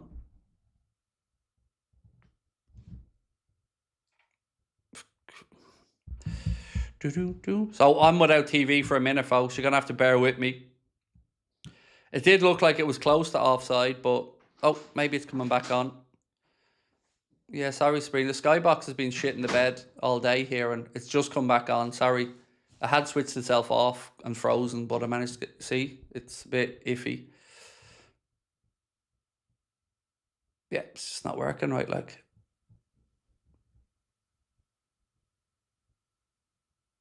good save there from Alisson, by the way, folks. Sorry about that. We're back on. Monaco on the attack. Shot, deflection. Alisson pans it behind goal kick. Or sorry, corner kick. Apologies. Craig forgot to pay his licence fee. No, I just don't pay that. They can feck off for that. RTA ain't getting my money. But no, the skybox was froze, but it's back on there now. So fingers crossed it stays working. No. Because it's a connection thing rather than a box thing. Corner in, straight to Alisson. Thank you. Appreciate it.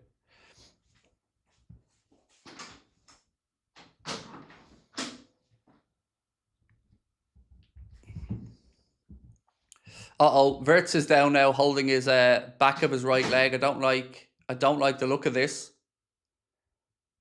Hopefully it's just an impact injury, but Wirtz is down, holding his right leg at the minute.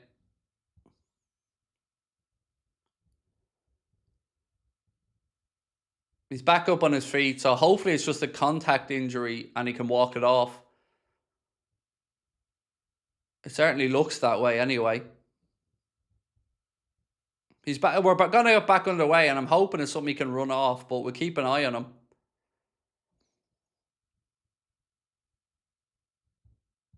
Are you doing an AA 100 tonight? Absolutely, sir. We'll be back at 8:30 with a live show as always.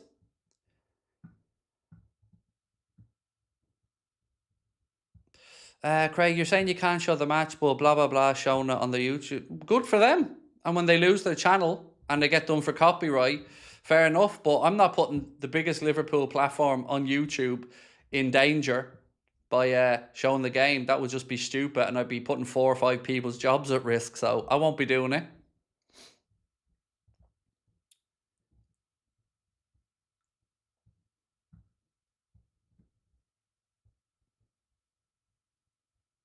Thank you so much, by the way, to everyone that is in with us. Really, really appreciate your incredible support. What, 6,500 people in the live chat for a pre-season game. You guys are absolutely awesome. Thank you so much. Monaco again on the attack, but it breaks down. Verge flicks it into Costas. Costas takes a touch and comes inside. Back to Virgil. Pings one out right-hand side.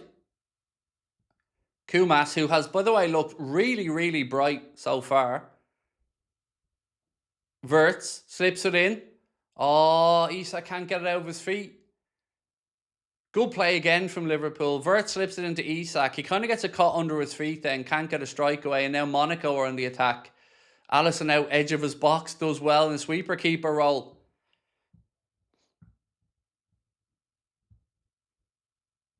Medusa said halftime Arsenal 0, Dortmund 2. The Reds on the attack again here now with Wirtz. Slips it into Frimpong. Frimpong gets his head up, pulls it back. Kumas, his strike is blocked.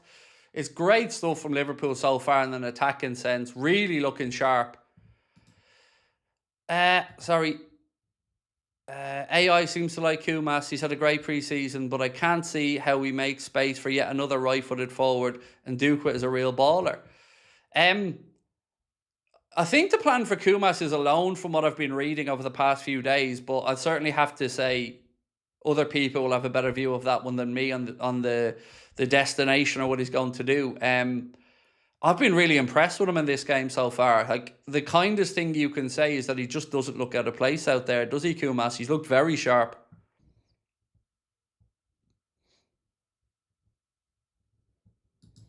Rich said, already see the difference with Iriola. Yeah, it's night and day. You know, Liverpool are really aggressive.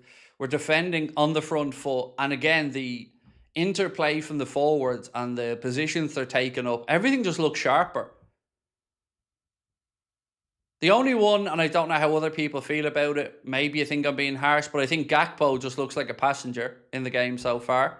But outside of him, I think everybody's looked fairly sharp. Isak obviously grabbed himself a goal. Wirtz is looking really bright. Kumas down the right-hand side is looking great. And Duquet and Virgil are doing quite well. Costas, I'm kind of on the fence with, but I want to see a bit more from Gakpo. He just doesn't seem as sharp as you'd want him to be. Saying that, here's a ball in from Gakpo. Oh, unlucky. Unlucky. Justin saying that, right on form there. Cody comes down the left-hand side, chips one to the far post. It's over the head of Isak. In comes Kumas at the far post with a side footer, and he just can't keep it down. Unfortunately, it's over Monaco's crossbar. But again, great attacking play from the Reds, and could have ended up with a goal.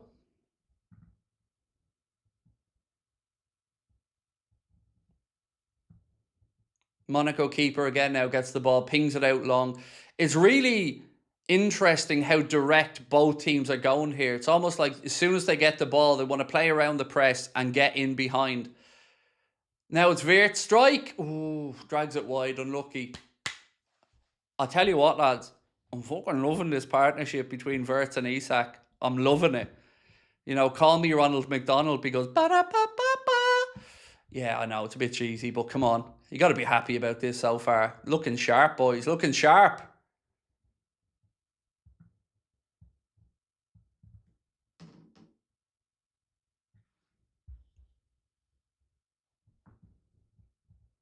Monaco now. Every time Monaco get possession, they're swarmed by Liverpool players.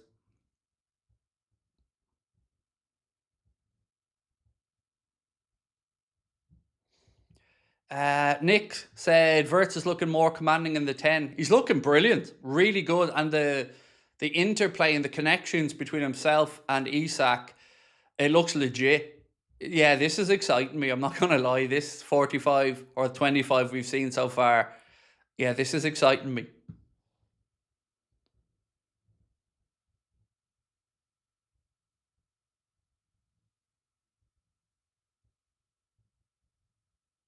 Who scored? It was Isak Harbs. Isak, really good finish as well. Ball was slipped into him from Gravenberg. He takes a touch, opens up his body, and then he side foots it in past the Monaco keeper. And yeah, it was, again, my fucking Sky lads, would you stop? It's so bad. Yeah, it was a really good finish from Isak. And We probably could have had a couple more, in all honesty. We're on the attack again here with Szoboszlai. Into Gakpo. Gakpo goes out to Wirtz. Wirtz, left side of the penalty area, back to Costas. Costas back out to Gakpo. Back to Costas. Ball in. Isak offside. Flag goes up.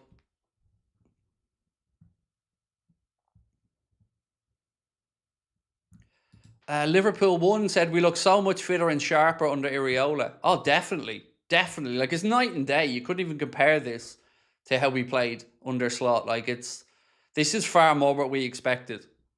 From a stylistic perspective, this is far more what we expected. J14T said, Craig, you know Lewis Koumas is a proper Areola player, working hard, tracking back too. I'd keep him. Look, I've no problem with keeping him either. I was reading something yesterday in one of the newspapers, and they seem to think that Koumas would end up on loan. But he's definitely made a very good case to be included, and I've really liked what I've seen of him, and I agree with you. I think he's exactly the type of player you'd expect Areola to like.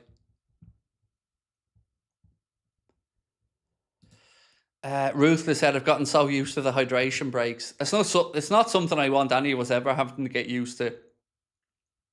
That I hated that in the World Cup. I really did. Like, obviously, if players need a drink, they need a drink, but you can do a hydration break in 30 seconds or a minute. The 3-minute thing was only to make money for the TV companies.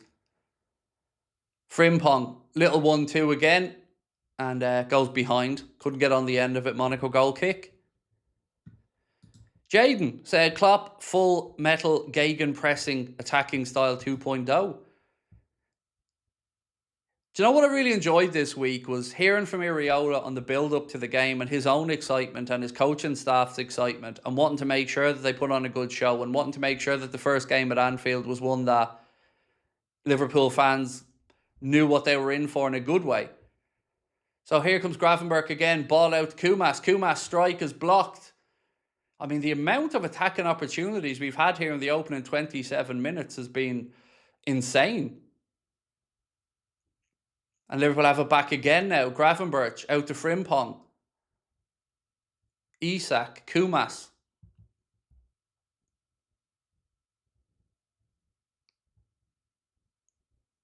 Ndukwa back to Virgil. Virgil inside the centre circle. Gestures that he wants a movement ahead of him. Ball's now with Szoboszlai.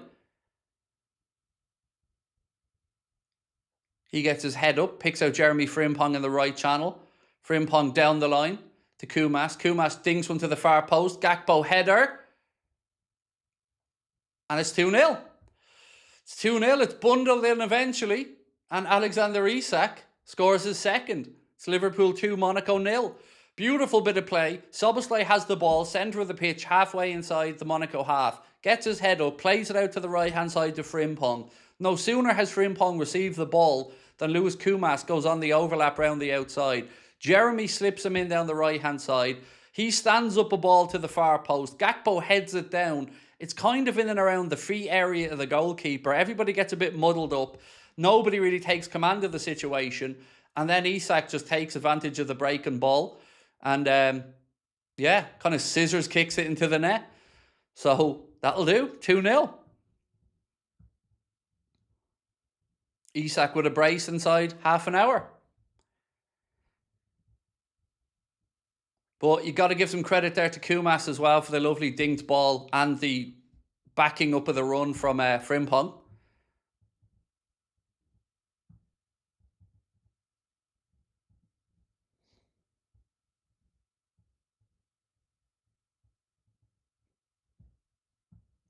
I don't think it was a Wirtz goal. It was an Isak goal to me. It looked like Isak scissor kicked it in off the ground.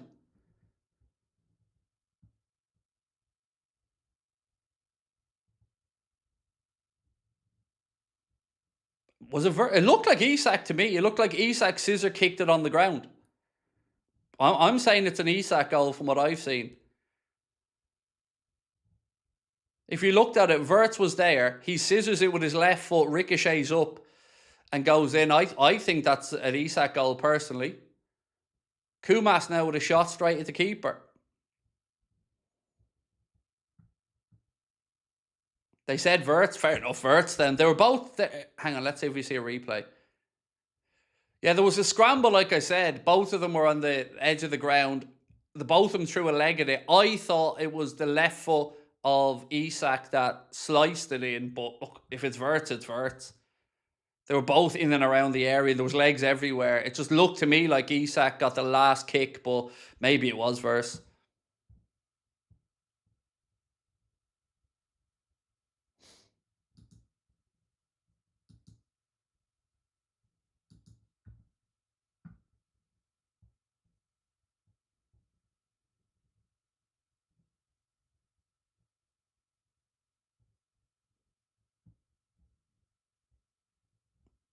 Anyway, Wirtz now on the left side. Ball back into Isak. His touch is a bit heavy. He tries to open it up and find Gakpo. Monaco player steps in and wins it back.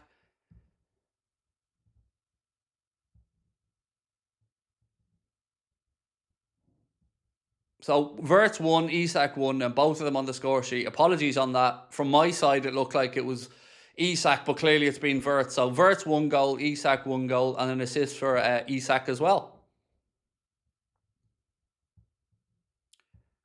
Is Munals on the bench? Yes, he is. We should see him second half, hopefully. Monaco now on the attack. Strike. It's over Alisson's crossbar. Upside down said Salah would have loved this style of play. Oh, he'd have been his element. Yeah, he would have. Also, congrats on the weight loss journey. Thank you, mate. Appreciate you, Chris. Thank you.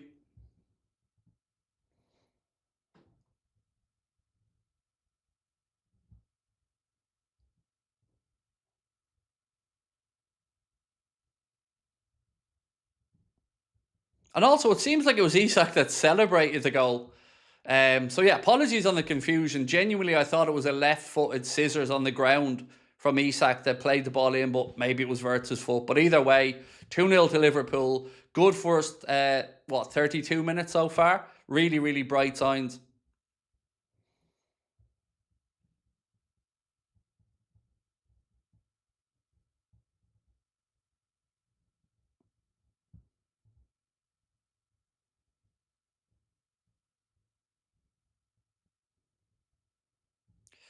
#, 195 Christ said, it's a shame Ndukwa has to go out on loan. Very impressed by his display. Think he could have done a job. It's mad because last week I had people telling me he was shit. Isn't that funny? Like, I was defending him last week and there were people in the chat saying he was shit, and I was saying, no, he's not. And now people are saying he's having a great game. So it's mad how people can... And I'm not having a go at you there, mate. But yeah, last week people were telling me he was terrible and I was saying, no, he isn't. But yeah, they've all had a good start. The only one, as I've said, that I would say I want a bit more from so far is Gakpo. Wirtz slipping it in again, looking for the run of Gakpo, but it's a little bit too far ahead of him and it goes through to the Monaco keeper.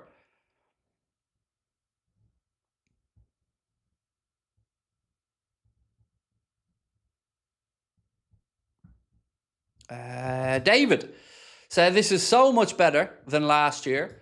Oh, mate, night and day. Night and day. Who scored the goals? Don't worry, Jay, I got you. These idiots in the chat thought it was an Isak brace, Jay, but I'll give you the real answer.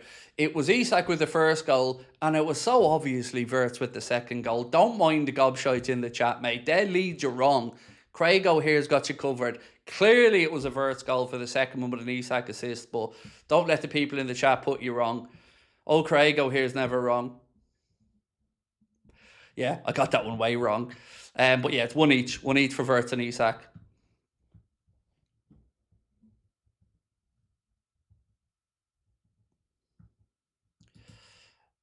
Medusa said, the Times, Brennan Johnson and Dwight McNeil swap deal close. Villa in for Palhinha.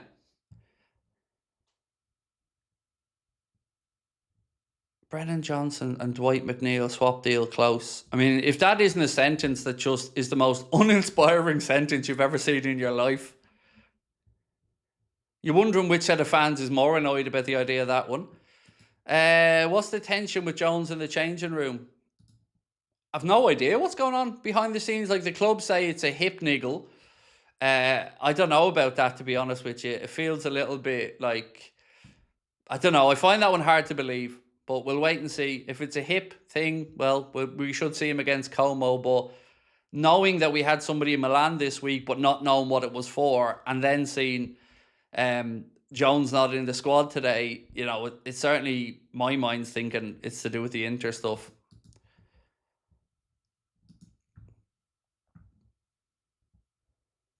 Lovely switch again from Liverpool here. How is there 7,000 people in the chat? Wow. Holy God, lads, can I ask a favour? If you haven't subscribed, please do. As you can see, our aim here is to get to 390,000. We're about 700 subscribers away. If you want to make a bald man's day, please do hit that subscribe button. And let me just say again, thank you. Thank you so much. We really appreciate your support. Our community continues to grow, and yeah, it's because of your amazing support. So thank you all. Offside flag there goes up against Liverpool. Iriola's deep in conversation now with his backroom staff, taking some notes here. And I don't think he's putting in the Domino's order for half times. Domino. What are you having? Pepperoni? No, I don't like sweet corn. Do you like sweet corn? No, I don't like sweet corn. Pineapple on a pizza? That's it. You're fired. Get out of here. Gone.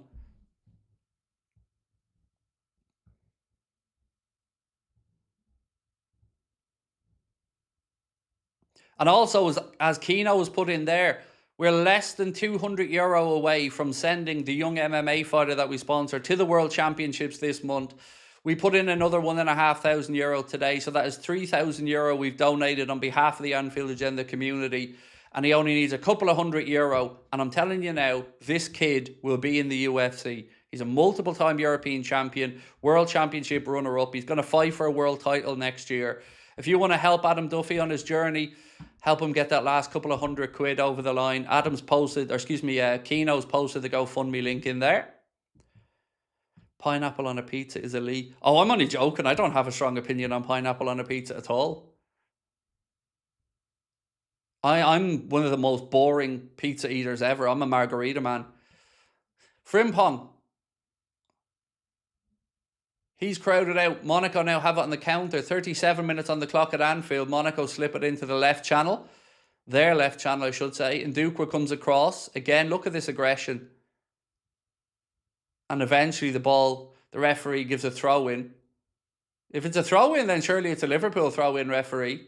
But anyway, I digress.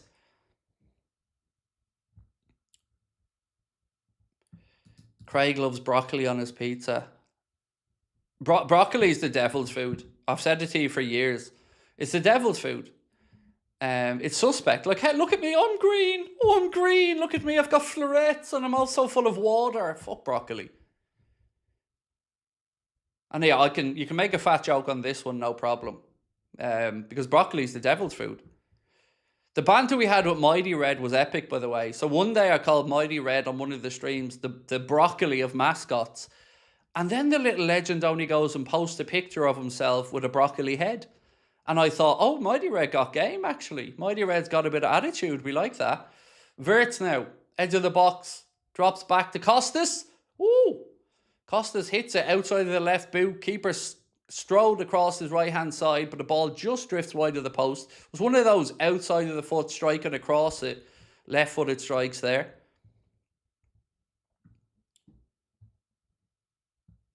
Have I ever been to Enniskillen? I think I have. Alexander said, happy watching our club once again and good luck, mate. Thank you, bro. Appreciate you. And thank you for being a member. Almost a year now, Alexander. Nayface, how are you, mate? Thank you for the kind words. Ball with the Monaco keeper now. 39 minutes on the clock at Anfield. Liverpool been in control of this one. And honestly, if it was 3 or 4 or 5, it wouldn't be an exaggeration. It's been a brilliant first 39 minutes. Gakpo now on the ball. He slips it into Isak. Isak, back to Florian Wirtz. Isak, left side of the penalty area. All very congested, but it looks sharp from Liverpool. Gakpo fires one in. Hooked away by the Monaco defender, but it's straight back now with Ryan Gravenberch. He takes a bit of an iffy touch. Wins it back though. Well done, Ryan. Ball's now with Wirtz. And again, Liverpool so quick, straight up on the front foot. Marilyn said, money for the lad, Craig. You're looking great. Love from Canada as always. Thank you, Marilyn. That is so kind of you, my friend. Thank you so much, mate. And appreciate the kind words as well. Right, ladies and gentlemen, where are we at with the subscriber number? What are we at the minute? If we can, please do keep hitting that subscribe button. I mean, I didn't think we had a chance today of hitting 390,000, but at the minute, we're only 695 subscribers away. So if you haven't hit that subscribe button, please do. Obviously, we do watch-alongs of every single Liverpool game. We do nightly streams as well at 8:30. And I'll be back here with you guys tonight for the late night agenda. Have I ever been to Derry City? I haven't. No, I'm embarrassed to say that, by the way. But I've never been to Derry. I definitely plan on correcting that.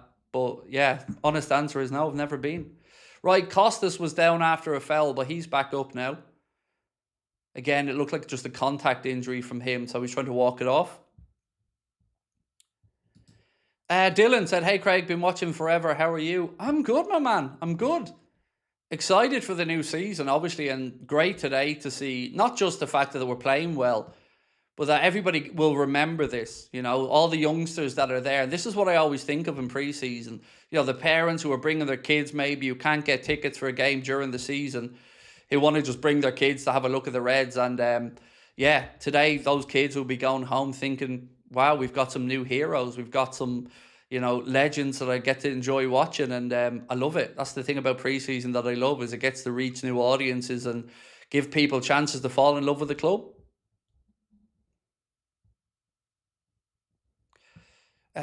Somebody said, I saw on Twitter Costas signed the new 5-year contract. Is it true? I don't know.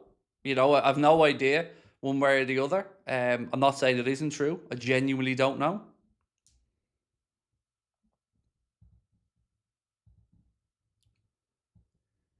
Right. Monaco now in possession. Ball slipped through the lines. Just evades the outstretched leg of Szoboszlai. Penalty to Monaco. Virgil in late, caught the Monaco player, and it's a penalty to Monaco.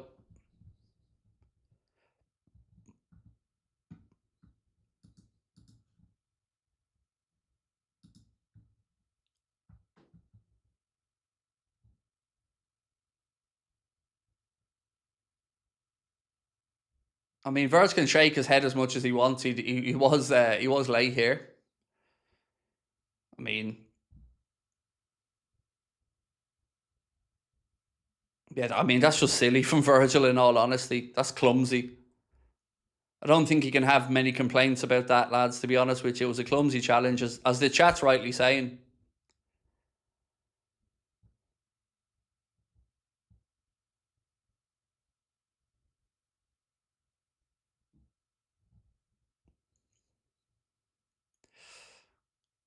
Right, Penico, there you go. Penalty to Monaco. Penico scored. It's a good Penico. It's a good Penico, that.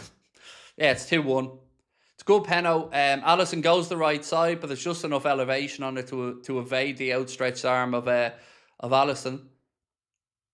Yeah, he goes the right way, but it was a well-taken penalty, or Penico.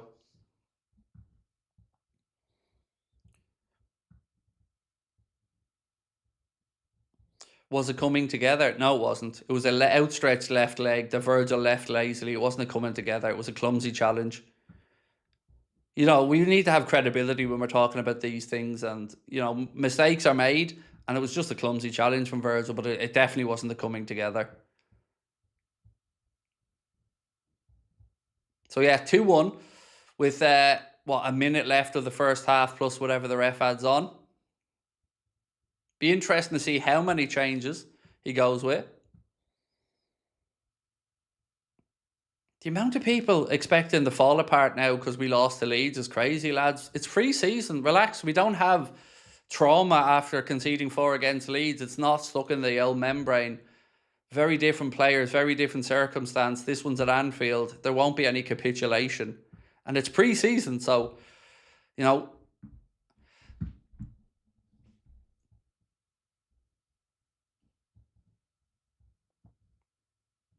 there's no 2-0 curse. It's weird, lads. We went 2-0 up when we conceded a penalty because Virgil made a clumsy challenge. I don't see any capitulation on the way. Liverpool have had a very good first half. That's just, I guess, one small jotting the copybook or blotting the copybook. Right, free kick here to Liverpool, wide right, Szoboszlai over it. Monaco holding the line about 2 yards inside the 18-yard box. Ball in deep. Virgil gets a head on it. Ooh, and it's over the bar. He had a quick chance there to make up for the penalty he gave away, Virg, but he couldn't keep that header down and it drifts about a yard over the keeper's crossbar. He was onside as well. He came in late, wins the header, but unfortunately, it's over the bar and the referee blows up for half-time. And at half-time at Anfield, it is Liverpool 2, Monaco 0. Goals from Wirtz and Isak. That cancelled out by a Monaco penalty.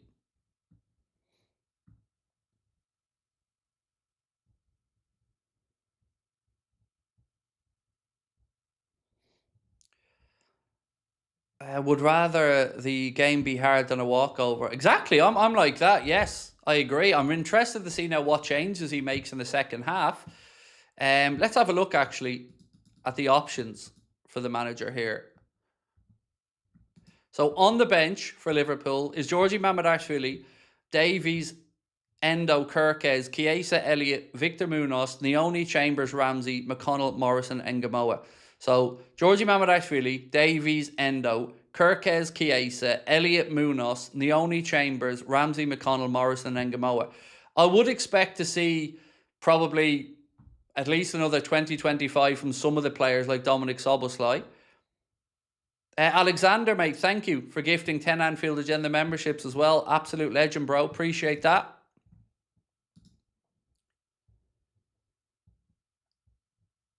Carl said really enjoyed the first half. Same.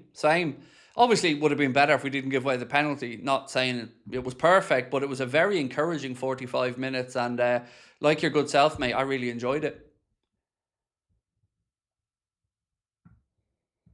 Colin said, give this window a grade, assuming they all happen. Munoz, Araujo, Barcola, and Mbai. Going from what you've said, Colin, if I'm to give you all those signings, 8. I think 8's fair. Because the only position there, we wouldn't have addressed the situation at right back. And then we could talk about midfield. But again, we're talking about a stylistic thing rather than a numerical thing for the players in midfield. So I'd say that's a 7-8, something like that, if all of those came in. Obviously, we'd have to talk about any potential outgoings in that regard as well. But, you know, that would sort out the wide positions. Obviously, Araujo gives us depth at centre-back. But we'd still need a right back and, you know, we'd still have the argument about midfield. How was Kamara? So, honest answer, I paid very little attention to him.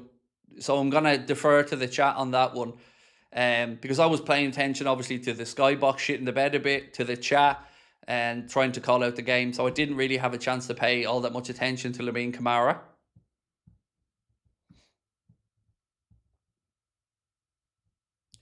Adam Christmas said Kumas was class. I reckon would be useful squad player for the season. What else have we got? What channel are you watching it on? LFC TV, Michelle. LFC TV. So in Liverpool, in the UK and Ireland, all the pre-season games are on LFC TV and all red. I know in the United States, I think some of them are on ESPN or a few other channels. I'm fairly sure I remember one of the people in the chat saying Stan Sports was showing the games in Australia. But yeah, outside of that, I don't know where else it's on. GR30 said Kumas delivered. The kid is active. Love. I agree. I thought Lewis Kumas had a really good 45 minutes. And he kind of set the tone, didn't he, right from the off. He was caught offside in the first few seconds, but yeah, he's absolutely on it. And certainly a player that I think in pre-season has done his future at Liverpool no harm whatsoever. I hope we get to see Trey Nioni in the second half as well and young Rio, because obviously they're two more really exciting talents. Fields of Freedom said Kumas does great defensive work. Yeah, and do you know what's really interesting? If you think back to the very start of pre-season, and Kumas was interviewed about, you know, does he think Iraola will like him, basically? And he said that exactly what you've just said there. That he thinks the fact that he's a hard worker, he'll get back in cover, he presses, that all of these things that are things that Iriola will like, and you're right, I've liked them. Obviously, the chat's liked them as well. Yeah, it's been a really good pre-season for Kumas. Cliff said Kumas has something about him. Again, totally agree, and I love that you guys are giving him his props because I think he deserves it. Big Chili, how are you, bro? Said, great to see we're winning. I hope everyone in the chat and yourself, Craig, are well. Can you walk us through the goals, please, mate? Just not to Panenko. So let me think on the first one. So the first goal, the ball was played in, and Gravenberch is kind of running towards the penalty area, gets a touch into the path of Isak. Isak takes one touch, opens the ball up. He's centre edge of the box, opens the ball up into his right foot, and just passes it into the corner. The second goal, if my memory's right, Dominic Szoboszlai picks up the ball halfway inside the Monaco half, central. He ships the ball out to the right-hand side to Jeremy Frimpong. As soon as Jeremy Frimpong receives the ball, Kumas goes round the outside on the overlap. Frimpong slips it into him. Kumas stands up across to the back post. Gakpo heads it. Then there's a bit of a melee on the ground. Everyone's kind of scrambling for it. It then hooked into the net, apparently by Wirtz. I thought it was Isak at first. But just two good bits of play as well from Liverpool. We could have easily had a few more. Julio said, love how much more aggressive we're playing. These young players we have, so good, man. The future's looking bright if we keep them. Yes, Kumas has had a very good first half, absolutely. Outside of that, though, I mean, Nduk was the only real young player out there outside of him. But they've both done themselves no harm. And Nduk probably going to have a lot of clubs, queuing up for him. I think he's gone back to Austria from what we were reading the other day, but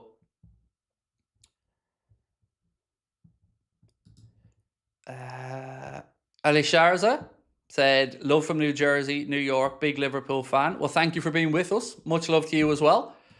And yeah, thank you. Have you ever been to Carragher's Bar actually in New York? Anyone that I know that's been says it's a great spot. AJ said, Craig, Liverpool fans continue applauding in the 20th minute of the games, asking the curiosities that might affect the players. They did it today, mate. They did it today on the 20-minute mark. There was an applause for Diogo, obviously. After that, I don't know if they continue it into the season or not. Where is Curtis? It's a very good question. The answer from the club is that he felt a niggle in his hip and it's a precaution. Whether we believe that or not, I guess is up to us as fans, right? I'm a bit dubious about it. But I'm more concerned about the question, where is Jeremy Jacquet? Because we were told that he was very close to the Wrexham game. That didn't happen. Then he was going to be the Leeds game. That didn't happen. And now we're a week later. Monaco, still no sign, no minutes. Yeah, that's a concern. Obviously, we also know today that Ronald Araujo flew into Manchester. He's undergone his medical in Manchester. And then I believe he's coming down to Liverpool to sign the paperwork.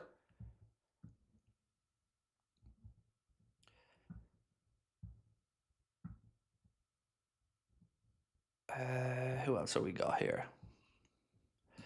Hope we get a resurrected Araujo Easter Sunday. Raphael. Look, I think this one could be great. And you would hope that after Iriola spoke with him, he heard what he wanted to hear and he got some encouraging signs. They spoke on Wednesday, I believe it was reported. So, look, we'll give him a chance. And I've always said to you guys, the only thing as a fan I won't accept this summer is just no depth in the team. So at least they're bringing in somebody. You know, it's a fair question to ask, are they bringing him in because of the situation with Jacquet? And I don't know the answer to that, but, you know, it's not ideal, but it's a good signing. And it gives Liverpool a chance to assess the situation a bit more. And maybe we go for somebody like Schlotterbeck longer term. Jaden said, when both Virgil and Araujo leave, we bring back Jarrell. I don't know on this one. Like, on the Kwanzaa thing, like I've said to you, some people I speak with feel like Liverpool might do it. Other people that I speak with feel like they won't do it.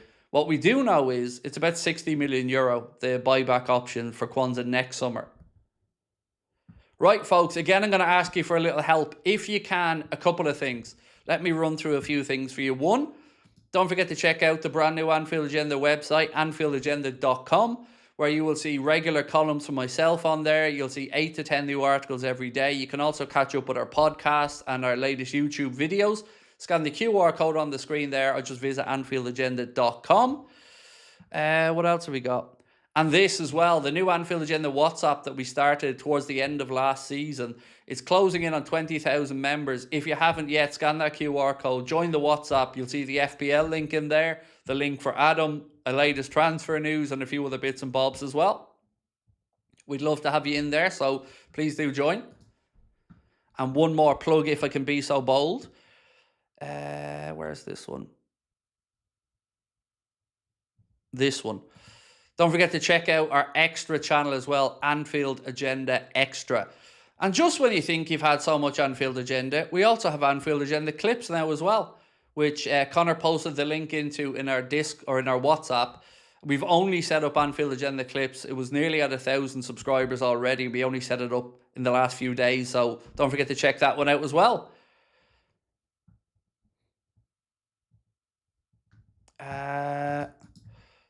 Whoops, Ronald, said user. Thank you, my man. Looking at homegrown, we should be good. Hugo won't be registered until the new year. Chambers in for Chimikas at left back. Selling Gakpo, Chiesa and maybe Maka. Lots of room for Barcola. Chambers is going to leave before the window's closed. There's a couple of championship clubs are interested in him, and he may even go permanently, although I don't think that's been decided yet. So Chambers will go. The other stuff, I think from what I heard, it'll be Calvin Ramsey that is being removed from the non-homegrown spots, so the overseas spots, to free up a spot there for either Barcola or Araujo. Why do you think it's taken so long for Barcola? Think about it this way, Daniel. If Spurs want Gakpo, we're going to sell him when it suits us, right? So we're going to take care of our business and then do some stuff like that with outgoings later. I imagine that's what's delaying the situation with PSG. They're trying to get Guts in. They're trying to get Ferran Torres sorted. They've just got Akliouche in. So I think it's a similar thing. They want to get all their ducks in a row before they go and sell a player. So from my understanding, the last update I had was, again, that Liverpool were working on the add-ons of the deal. So how they're triggered, the ins and outs of the bonus parts of the deal, if you want to say, the add-ons. So I don't think there's something to be concerned about. I get the frustration. I'm like everybody else. I want to hear that news as well, but I don't think there's something to worry about. And another thing I'd like to add in is, like, even if we signed him, right? Even if we'd signed him last week, he's still not coming back till Monday after his holiday. So I guess we haven't really lost any minutes or training or anything till Monday. And then you can start saying, right, you would have been back now, we'd be training. So I hope we hear something really soon. You know, I said to you guys yesterday, and I'll repeat it now as well. I know people in the media world who have the articles already written, who have content already recorded, and are just waiting for the go-ahead. That's how confident people are about the deal. But I get it. Like, I totally understand the nerves. I'm waiting for the signing as well, because that's the big piece of business for us this summer. What are you hearing about Mbaye? For me, nothing. I don't have anything around Ibrahim Mbaye. The only thing that I really heard is what everybody else is. I did hear that we met with who was it again? David Woodfine met with his representatives in Paris during the week last week. After that, I don't know. We know that there's a sale there if we want to buy him. 40 to 50 million euro. There's clubs in the Bundesliga are apparently interested as well. I'm not sure if Leverkusen are still in the mix. Dortmund were coming in strong. But from our side, all I know is there's an interest. I couldn't tell you how serious it is or whether we're likely to sign him or not, because I just don't know. And I've always promised you guys honesty. If I know something, I'll happily tell you. But if I don't, I'm never afraid to tell you I don't know something. And a lot of the time, that'll be my answer. Because, look, I ain't a journalist and I'm not the most connected person in the world. But we do hear some things occasionally. And all I'm getting around Barcola is positivity. Really, I'm not getting anybody who's in any way negative about the situation.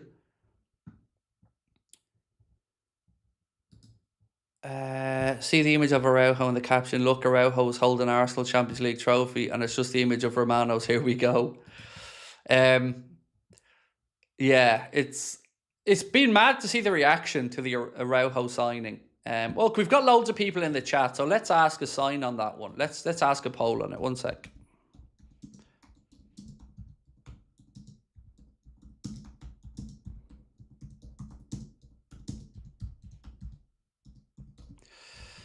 No, it's not that one.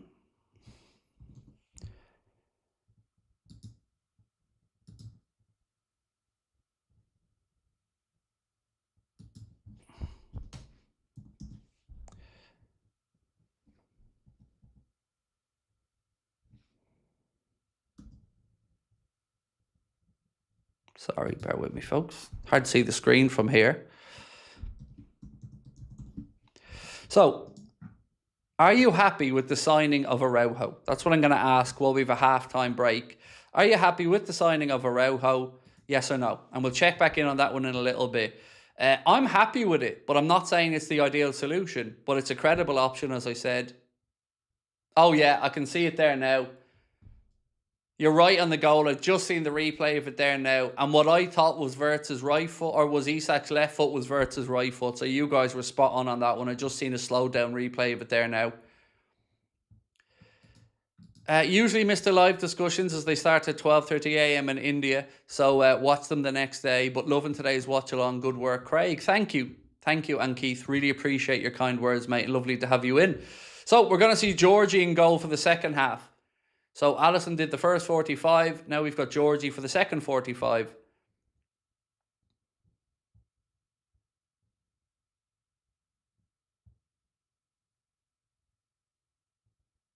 Right, so many messages coming into me WhatsApp here. Hang on, folks. Want to read a few of them in case they're important.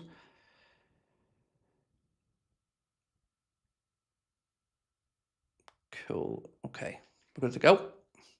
Right, second half underway soon. Liverpool attacking the Cop End, obviously. We'll walk you through the changes as and when we have them. What about the Japanese lad from Mainz in midfield? Again, I've never been told anything about him. Sano, I think that's the guy you're talking about.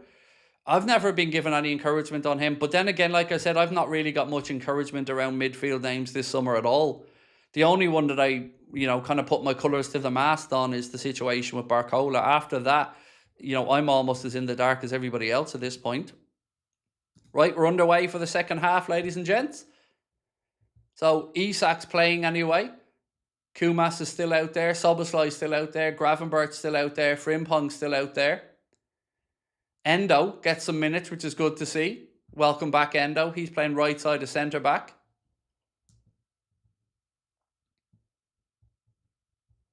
Brody said, hey, Craig, just saying ignore the haters. And is there an estimate chance of us getting Barcola? I'm at 95%, mate. Like, really, really, really, I think... you can never say anything is 100% in football till it's signed, because it's a mad industry. But I would be astonished if we don't sign Barcola at this point, from the confidence of everybody that I know around it. Right, Liverpool on the attack already here. Monaco managed to crowd us out, though. Ball breaks in midfield. Just again trying to find the changes that Liverpool made here. So, obviously, Endo on. For Monaco, Teze on for Vanderson was a substitution for them. Virgil stays on here for at least the start of the second half anyway. Endo's in at centre-back alongside him. Gravenbert's now in possession. He goes back to Endo.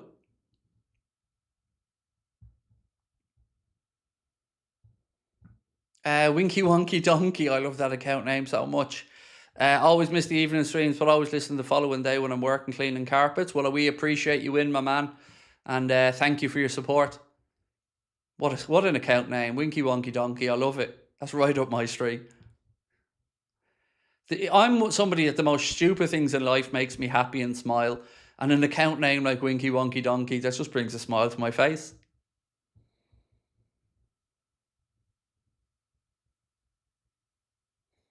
Virgil doing some tracking back, puts the ball out for a Monaco throw-in.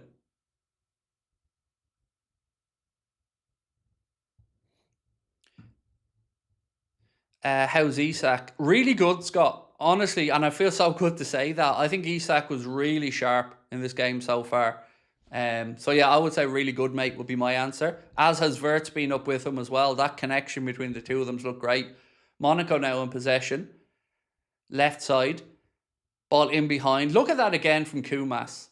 I mean, it goes behind for a goal kick, but the work rate of Lewis Kumas is absolutely sensational.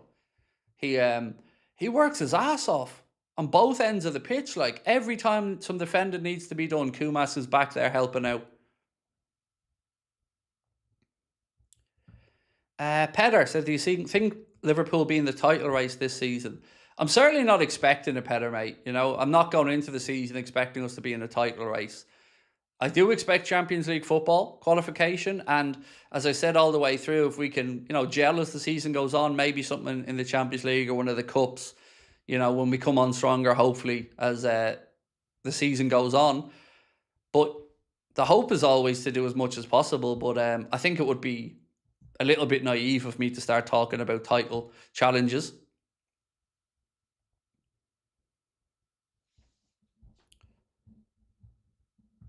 Liverpool are lucky. Yeah, no, we're not though. But cheers for the input. I mean, the level of depth and in-depth analysis in that Liverpool was lucky comment is just incredible, mate. Well done. You should go into punditry with that level of insight.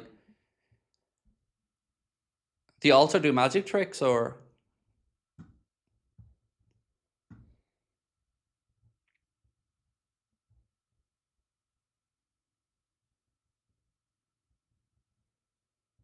Right. Gravenberch.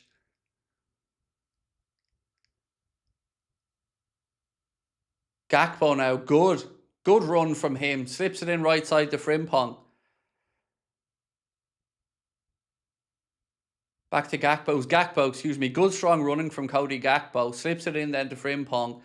We've forced backwards now, though, as Monaco press us, and it's all the way back with Georgie. He pings one out. Lovely ball out left side, actually, to Costas. Costas flicks it on to Isak. He's crowded out. Monaco have it now. There's a bit of space for Monaco to exploit down the right. They slip one in behind, but it's okay. Big Georgie's out to cover that one.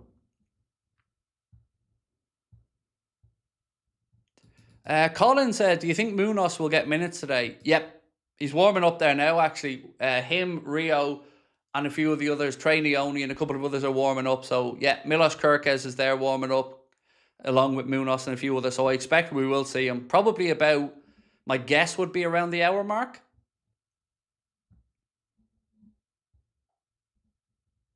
When will Jacquet play? Mart, it's a fair question, bud. It's a fair question, but that's the answer none of us know at this point. It's very demoralising that we haven't seen him yet in pre-season because we're running out of time now to get him ready. There's only one more day of games for us with that double header against Como.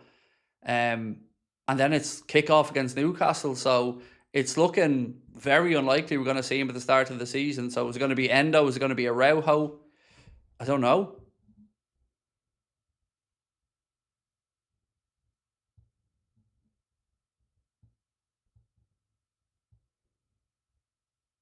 Again, that press is still there from Liverpool. Ball's back with the Monaco keeper. Wirtz goes on to press.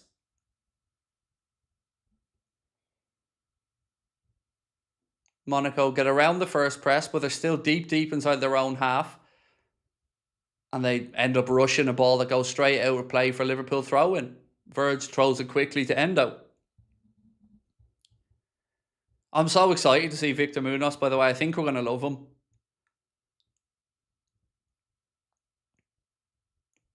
I hope we get to see Rio, Victor Munoz, and Trey Neone all get at least half an hour because I'm buzzing with Neone's pre-season. Obviously, Rio super exciting, and I cannot wait to see Victor Munoz.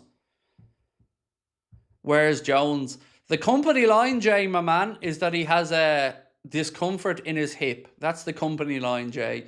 But, I don't think it's out of this world to suggest that perhaps it could be a different reason.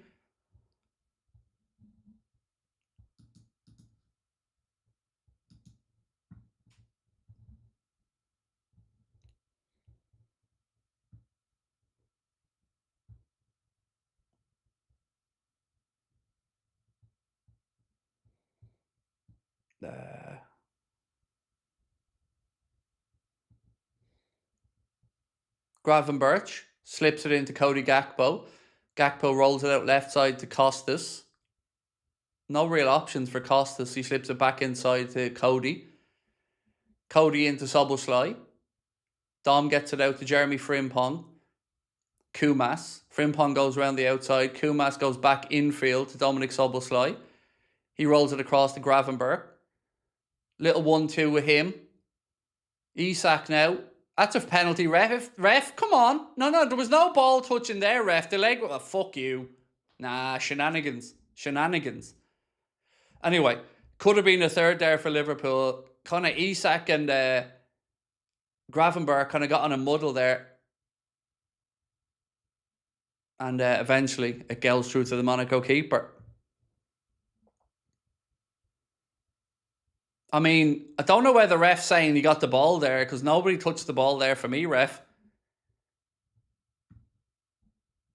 I'm saying that should have been a penalty, lads, but I didn't see a Monaco player making contact with the ball there. So we shall officially declare shenanigans.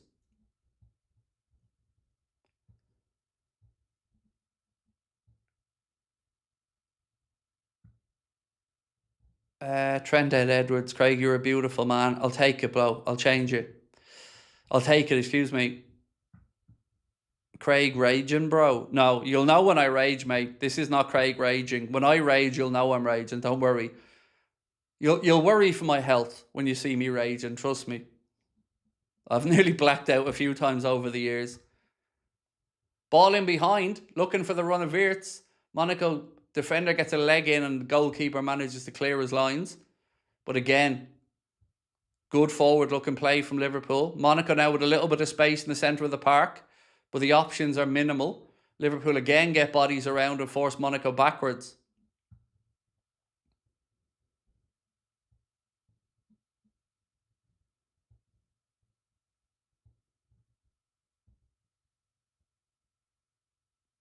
Wirtz out to Frimpong. Back to Endo. Just about to hit the 55-minute mark at Anfield. Oh, Gravenberch made a mistake there. He tries to let the ball roll across his body, but he misjudges it, and the Monaco player nicks it off. And thankfully for Liverpool, Frimpong tracking back between himself and Endo, they managed to snuff out the danger. Now with Szoboszlai. Dom down the right-hand side. Nothing on for him. Lazy misplaced pass from Dom, and that gives it straight to Monaco, who are on the counter. Again, though, Endo standing up. Monaco forced it out right. Good foot in from Virgil to win that back. Yeah, it's a little bit lackadaisical there in the last couple of minutes in the centre of the park from Gravenberch and Szoboszlai.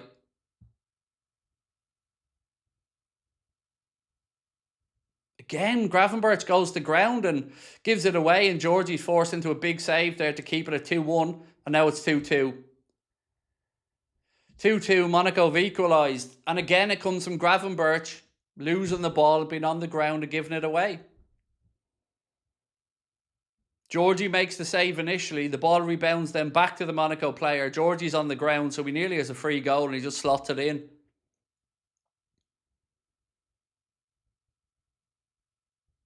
Endo again. Should have done better. We should have cleared that. Endo, his touch took it back into the Monaco player's path. Just not good enough from Gravenberch in the last couple of minutes. He's given it away in the centre of the park twice.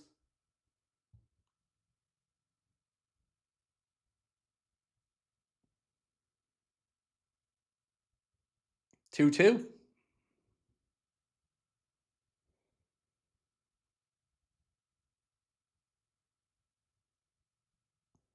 And that, ladies and gentlemen, probably gives us an indicator of why we need a proper DM, right? Because obviously Ryan Gravenberch has a lot of good attributes, but a DM he is not. Wirtz now. He's crowded out.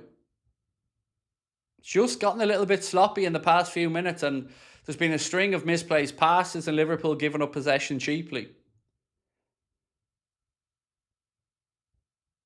So the pattern of play kind of came around from a misplaced pass from Szoboszlai, and then a couple of moments later, they're down the other end attacking again, and again, Gravenberch's not doing enough on the ground. Then the ball rebounds back out, and Endo takes a touch that puts it back into the path of the Monaco player, but hopefully, Iriola makes some changes, shakes it up, and we can get some enthusiasm going again.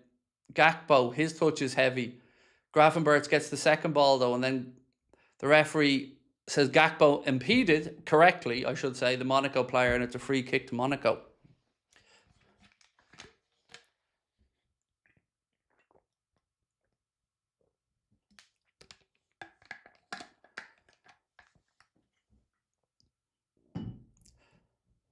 Right, we are coming towards the hour mark now. I would expect some more changes. And here they come. There's 5 changes going to happen. 6 changes, I think, going to happen now. So it looks like Rio, Chambers, Kirkes, Nioni, Munoz, and is it McConnell, the other one?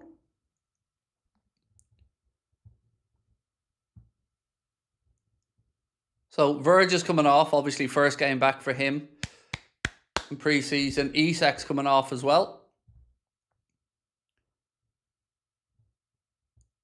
Verts is coming off.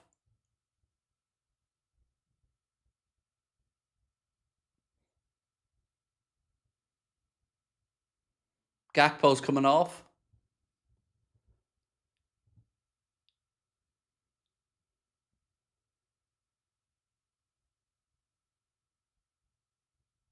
So McConnell's on anyway. Nice to get a look at young McConnell. Victor Munoz on to make his debut as well. Trey Nioni's on. Can't wait to see some more of Trey. Really good young player. Right, let's hope we can see a positive impact from these young lads and we can kill this game off.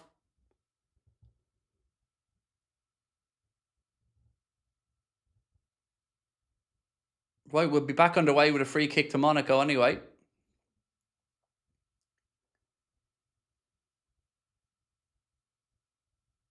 Again, folks, there's nearly 8,000 people in the chat. If you haven't hit that subscribe button, please do. You can help us get to 390,000. We're about 500 away. Every one of you that hits that button really does make a difference. So thank you for your support.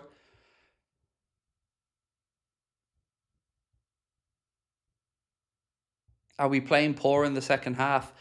It's more sloppiness, I would say. I don't know if the chat agrees with me, but I'd say it's definitely been more individual moments of sloppiness than a capitulation or anything like that.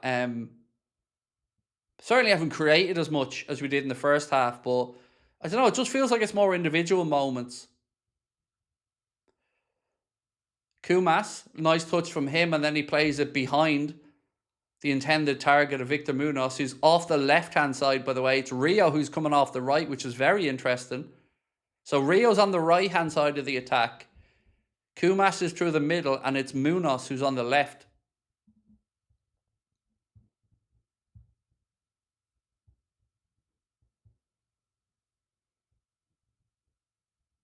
So yeah, we had a sloppy challenge from Verge, which gave away the first goal, and then a couple of just individual errors, really, that gave away the second.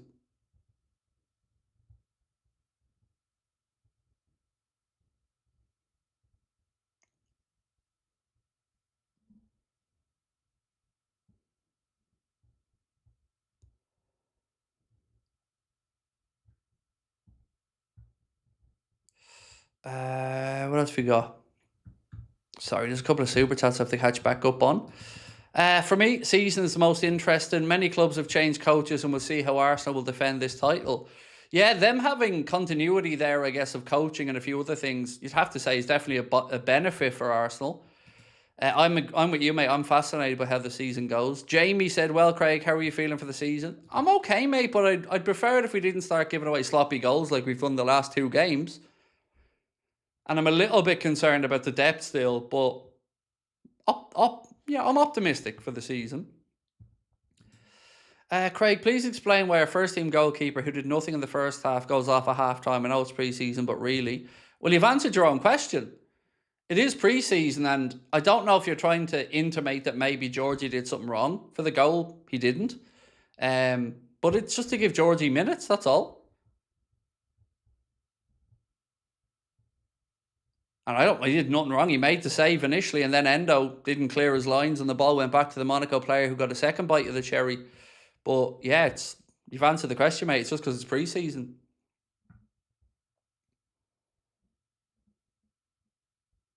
Do you think we can win the Premier League? I mean, I'm certainly not expecting it, bro. I'm not going into this thinking we're going to win the Premier League. Um, but like, you never know. Like, it's so, as that gentleman said a moment ago, Rob, this super chat, it's fascinating because I really don't know what to expect, because you've got Liverpool with a new coach, United with a relatively new coach, Chelsea with a new coach, City with a new coach, Fulham with a new coach, Palace with a new coach,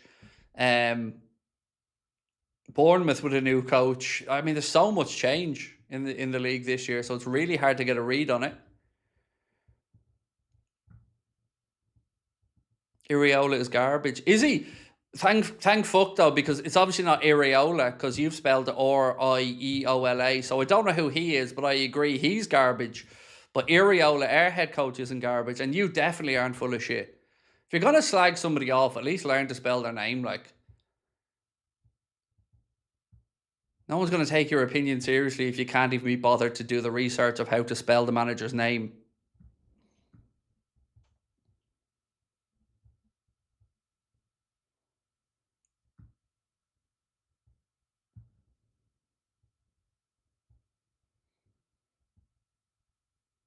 Like, it's pre-season, lads. I wouldn't be worrying overly about it. Like, granted, throwing away a 2-goal lead again is not great. I'm not trying to make any excuses for that, but I'd rather we lost every pre-season game and started the league well than were brilliant in pre-season and did nothing at the start of the season. So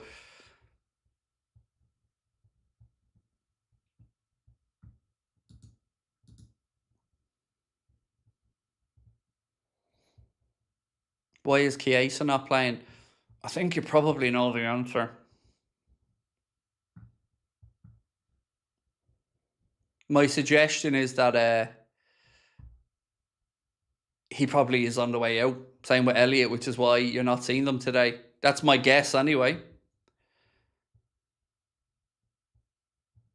Not impressed with Virgil at all. We say don't worry, it's pre-season last year. Look what happened. I'm not saying, I don't know how to say this. I'm not saying everything's perfect, mate. I'm saying pre-seasons for fitness and getting patterns of play together and working on attacking patterns and defensive shape and lots of stuff. And it's also very inconsistent. There's so many changes throughout a game with personnel in and out that you can't read too much into it, is what I'm saying. Iriola's a fake Guardiola. Yeah, you're right. Iriola's not a cheating bastard who oversaw a period of 115 charges. So you're right, he isn't Guardiola because he's operating within the rules. But crack on, bro. Crack on.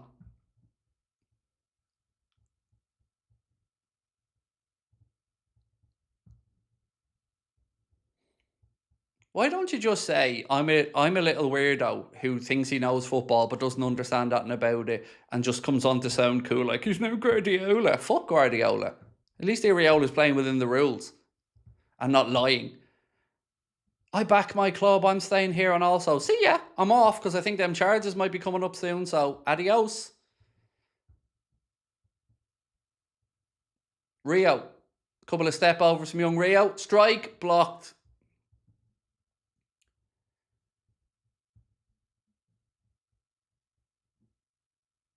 23 and a half minutes to go.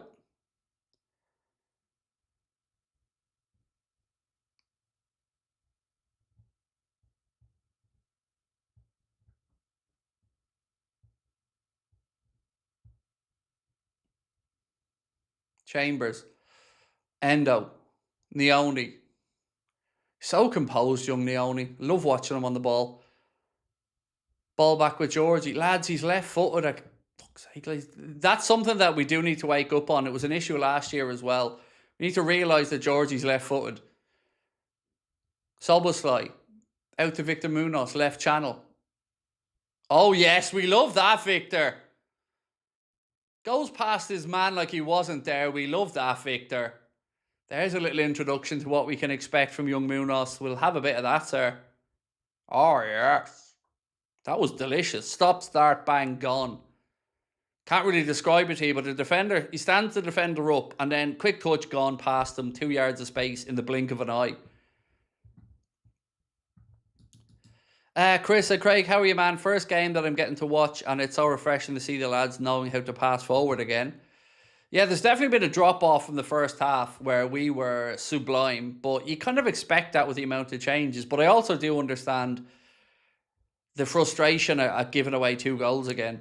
It's definitely not ideal.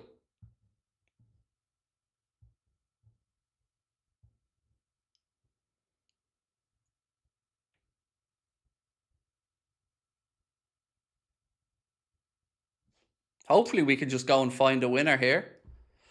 Referee and linesman view that ball as out. I don't know. It looked pretty close to staying in to me.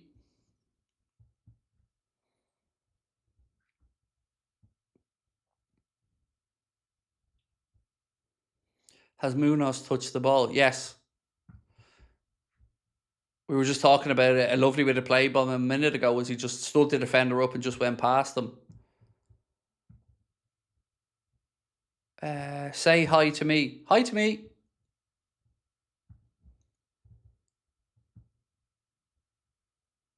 Monaco now on the attack. Okay, lads, come on. Where's the pressure?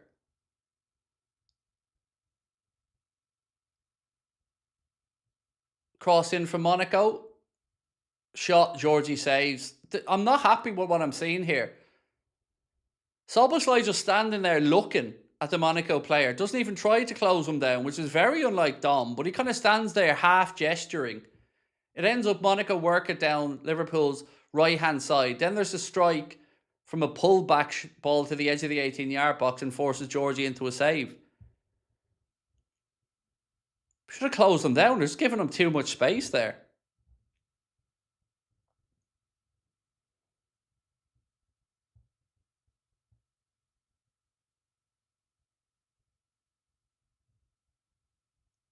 "20 minutes to go."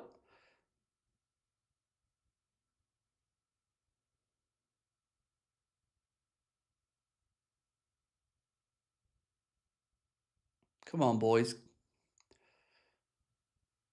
I find it fascinating, by the way, that he's put Munoz to the left and Rio to the right. I really am fascinated by that one.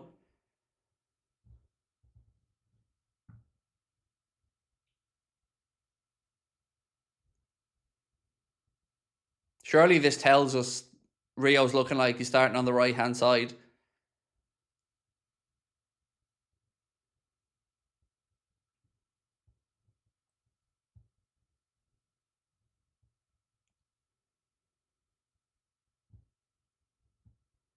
Is Dom playing the whole match? Well, yeah, I'd imagine he'd probably get taken off in the next 5. That would be my guess. You'd see him do about 75. That would be my guess anyway. But yes, folks, over 8,000 people now in the chat. If there are people who haven't yet subscribed, please do. It only takes a second, but it makes a big, big difference on our journey. Cross in from Monaco. Georgie backpedaling comes and grabs it. Yeah, if you can, just take 1 second, hit that subscribe button. Really appreciate all of your support and thank you for being with us. We'll be back at 8:30 as well for our nightly late night agenda stream. We'll be talking transfers and obviously reacting to the game as well. So I hope you can join us for that one later on.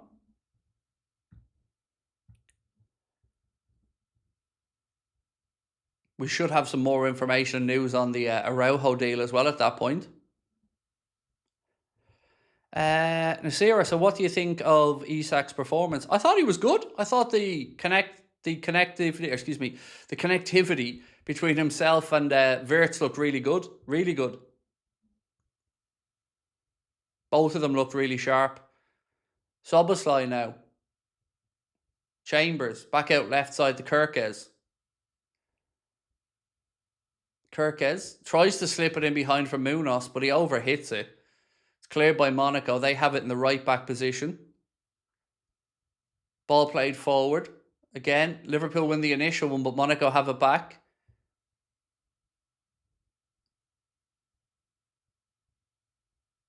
Press comes on from Liverpool. Monaco played across their own 18-yard box to the far side. Again, Liverpool are pressing. It's Kirkes now. Force Monaco to go long with the clearance. Leone wins the header, but it ricochets straight down to a Monaco player. Monaco now looking to start an attack. Ball into the left channel. A bit of space here for Monaco. Strike! Ooh, dragged wide of Georgie's far post. Goal kick. Opening up a little bit there, and Monaco very quickly transitioned into attack. Strike from the right-hand side of Liverpool's penalty area across the front of Georgie's goal, and thankfully it drifts wide of the post. Goal kick.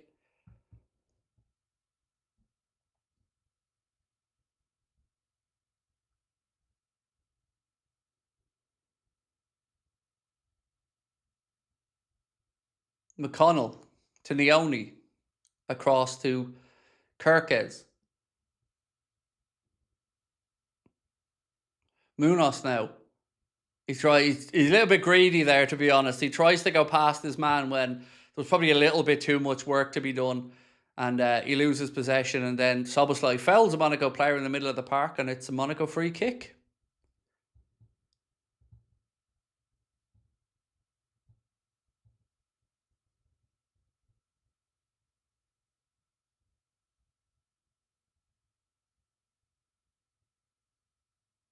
Come on, boys.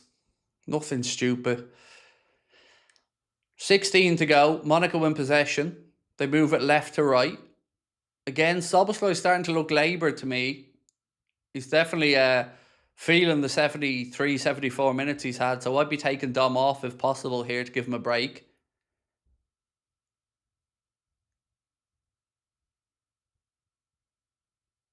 And there is a couple of Liverpool changes. Chiesa's coming on. Ramsey's coming on. And Elliott's coming on. So I'd imagine we'll see Dom off here. So Elliott, Chiesa and Calvin Ramsey coming on for Liverpool.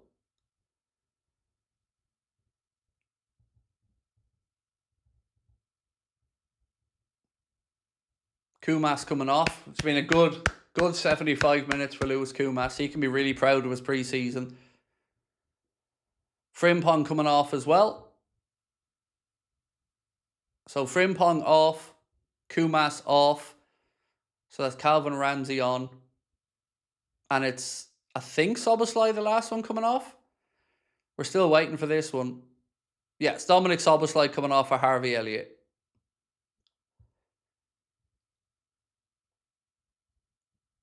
And you could see that Szoboszlai was feeling the pace. You could see it in him. So here comes Harvey Elliott on for him in the last of the changes.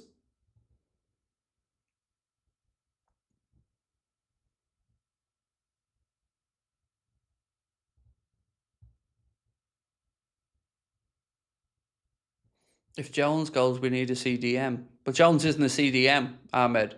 We need a defensive midfielder anyway. But Jones is an 8.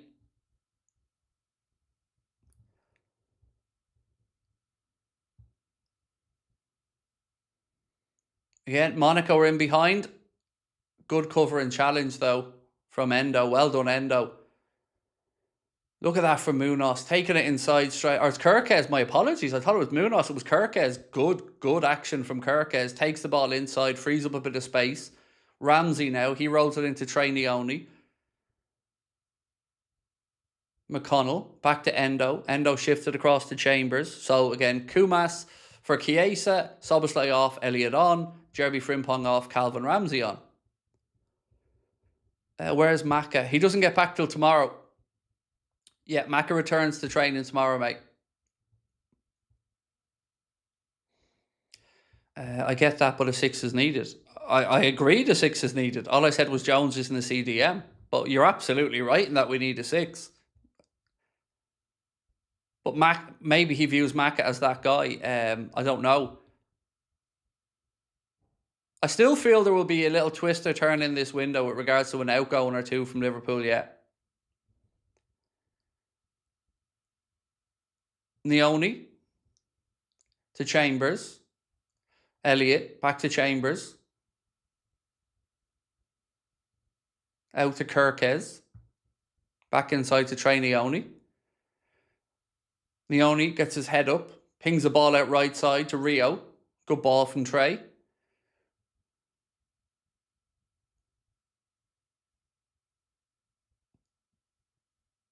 Unlucky. Rio played a 1-2 and then has the ball taken off him. So it's Chiesa who's come on centrally.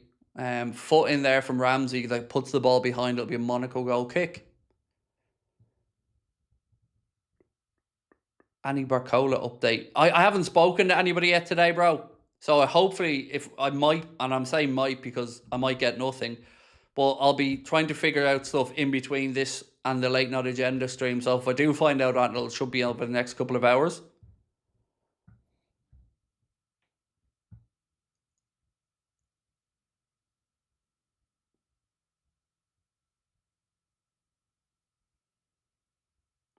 Endo, the Chambers,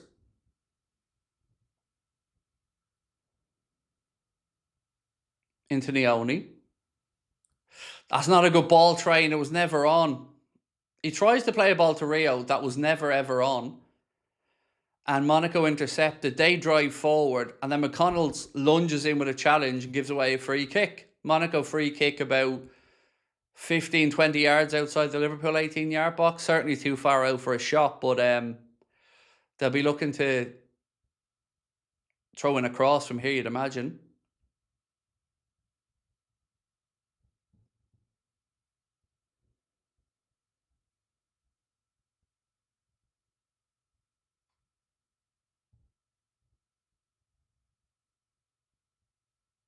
Cross in from Monaco.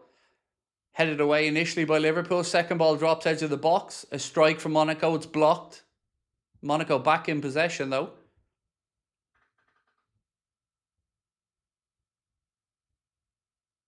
Come on, boys.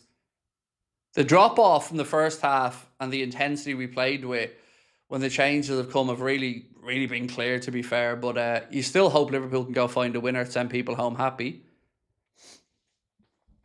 Yeah, so again, for those asking about Maka, tomorrow he's returning to training.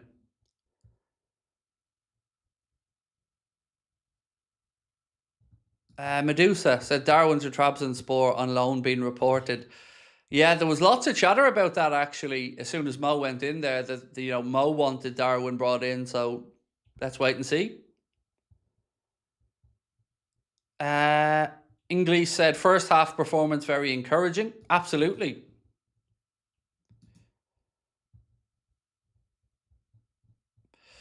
Swore to blah blah said you're just not very good. No shame in saying it. If you're talking about Liverpool, I disagree. If you're talking about me, no problem. But I don't know. It's pre-season. I don't read too much into pre-season results. If we lose against Newcastle, you'll see a very different reaction from me. But this is pre-season, and I definitely don't like the drop off I've seen from the first half. But I don't know. Look, it's all a matter of opinions.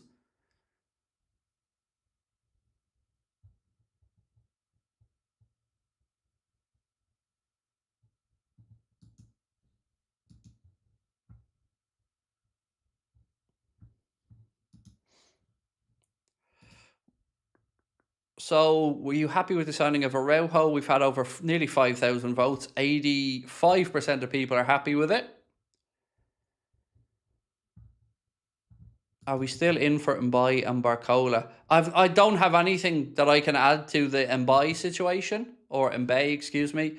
Barcola, 100% yes. As in, we are still in and still negotiating, and I think it gets done. But I don't have anything I can say about Mbai to give you any more confidence or not. I don't know anything.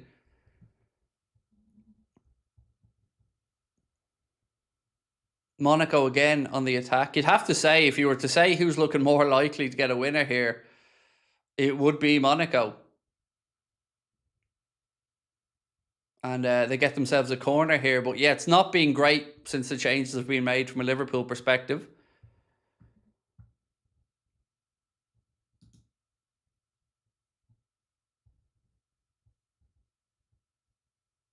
PSG website saying Barcola is off. Yeah, no, it isn't. But cheers for the good lie. Why you gotta lie? Like, no one's gonna believe your bollocks. So, and as if the club website's gonna just put out a statement to go that the deal's off. Like, just stop talking shite.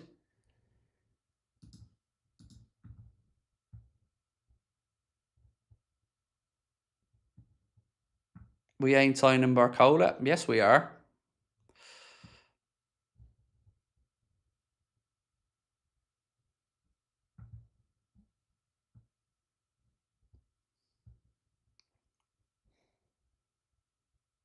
Chambers, Kirkes.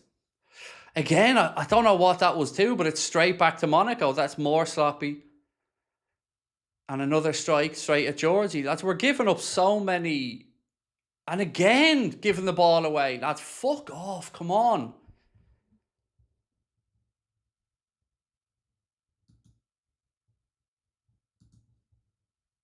Just so sloppy in the last 20-25 minutes. Like, it's, yeah.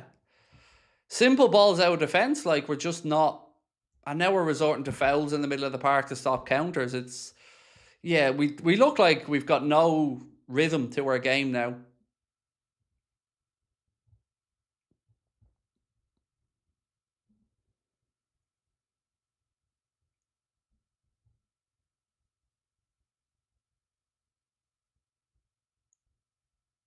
Monaco still in possession, right-hand side. Well done, Fede. He steps in and wins the ball back. Well done, Fede. Elliott now. He goes back to Kirkes. Kirkes into Chambers. All the way back to Georgie.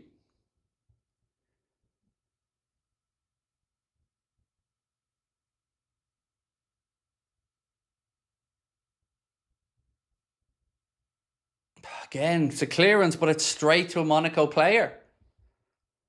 Look, a couple of things about this. You have to look at who's on the pitch at the minute from a Liverpool perspective. It's a group of players that ain't going to be playing much together. But it still shows, as we've tried to say as fans quite a while, that there is a drop-off when you move away from the first 15 players or so. And again, look at this from Elliott. Like, that's just not good enough, Harvey. Fuck off. He's moaning at Rio, mate. You played the ball 5 yards behind him. That's not on Rio. He moans at Rio because he played the ball 5 yards behind Rio. That's absolute pants from Elliott.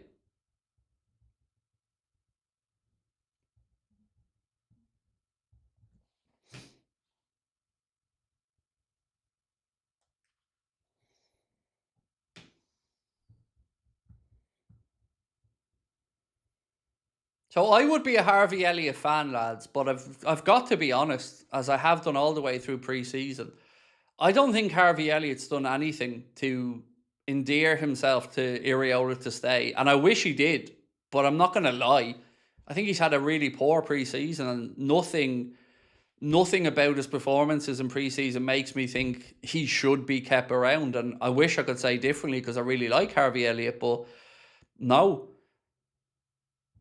I don't know, maybe you disagree with me on that one, but for me, I think sell him at this point because he's just not showing that he deserves to get another chance.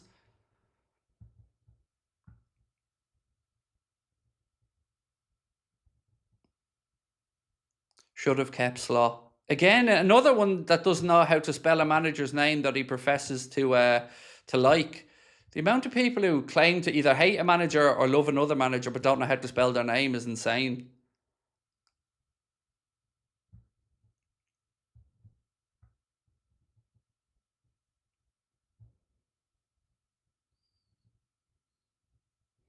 What makes me most angry about the Harvey Elliott situation is the mess that we made of it as a club. So we had last summer an opportunity to get 35 million from. Obviously, the loan move to Villa was a disaster.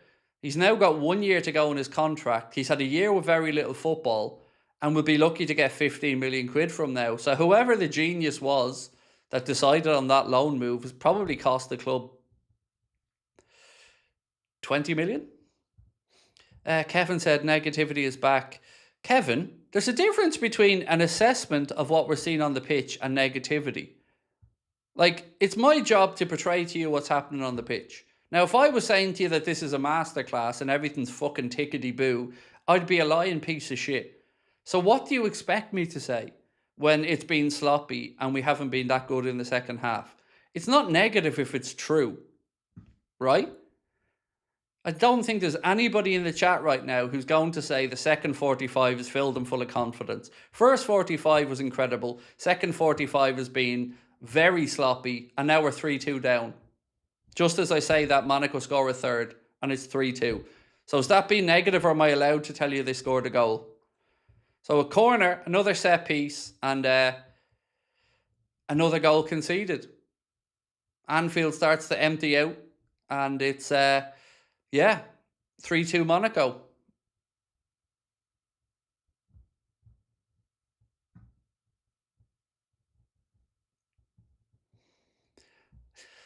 Again, another set-piece goal we've given up in pre-season. Near post flicked header. Nothing the keeper could do about it. 3-2 Monaco.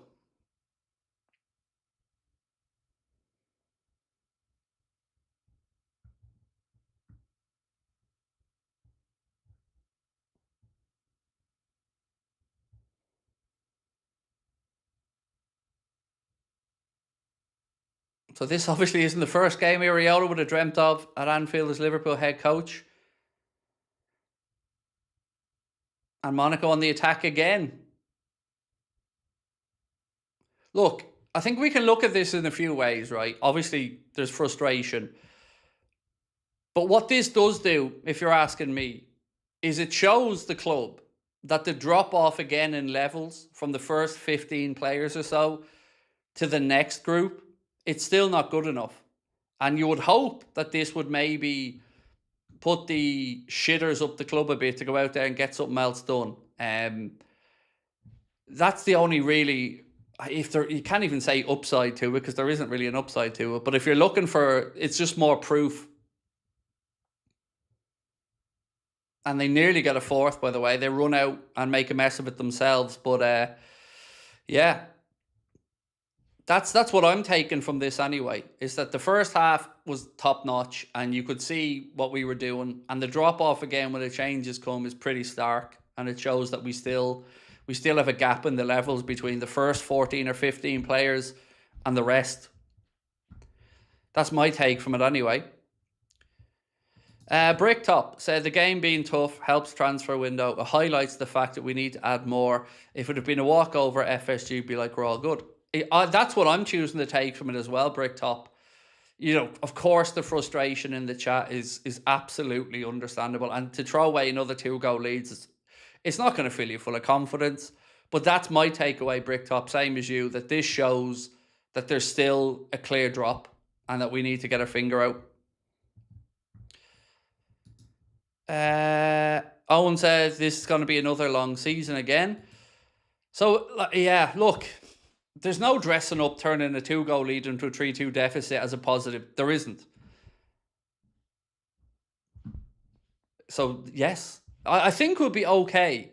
But I do think, again, what I'm choosing to read from it is that the backup players just aren't good enough. And this is showing it. And the ref blows the whistle. It's all over. It finishes Liverpool 2, Monaco 3. Liverpool race into a 2-0 lead with goals from Isak and Wirtz.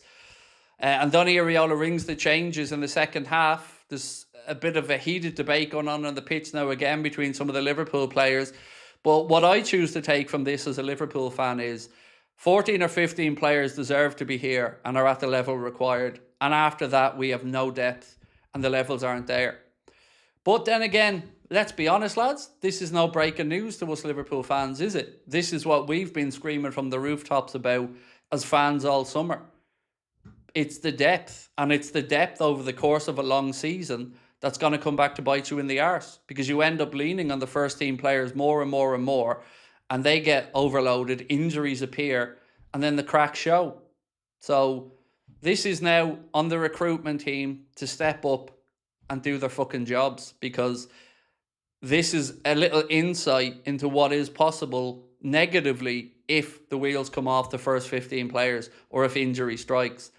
So in a weird way, and maybe it's coping, but I'm looking to try and take that as the potential positive, even though there isn't one, is that surely they have to look at this now and think, oh, we need to do something here. That's how I looked at it, and that's how I see it. And again, I feel for Donny Areola, because this isn't the first game he wanted at Anfield. You know, we was talking about it all week, and we just gave away stupid moments in the game. Was the Virgil penalty, giving a ball away in midfield? We were just sloppy. So, yeah, look, if you want me to give you some bright sparks from it, I thought Kumas was brilliant when he was on the pitch, particularly in the first 45. I thought that Wirtz and Isak looked really good when they were on together. You could see Szoboszlai ran out of energy about 70, 75 minutes. Yeah, that's kind of my takeaway from it. And then the ones that came on after that just weren't up to the level. And it's heartbreaking because, like we said, first 45, there was so much to enjoy, so much to be upbeat about. What actually worries me more, I would say, than the second half capitulation is more set piece goals. Like, to give away another corner goal, not great.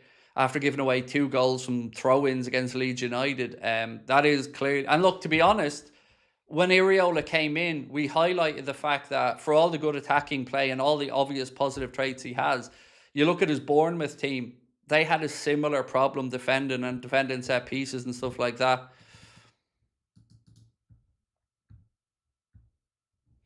So yeah, look, ladies and gents, I'm going to go record a quick match reaction to give you my take on the game. And then I'll be back tonight at 8:30 for the late night agenda, where we'll be talking about the Barcola situation. I'll try and find out what I can between now and then for you. And yeah, hopefully we have something to be positive about later on. Of course, we'll see the situation with Araujo, and we'll give you a bit more on that as well at that moment. But if I could just ask before you head off, if you can, hit that subscribe button for me. There's there's 9,000 people in the chat right now. If you can take 1 second, hit that subscribe button. It would mean a lot to me on a personal level. And thank you for dropping in. I get the frustration, of course I do, but I appreciate your support as always. And yeah, some questions to be answered, but it is what it is at the moment, you know. What can we do about it other than hope they address some gaps in the window? There's still time to do it, but it's over to the recruitment team. So look, we'll see you tonight at 8:30. Appreciate you all. Thank you so much for your support. And yeah, much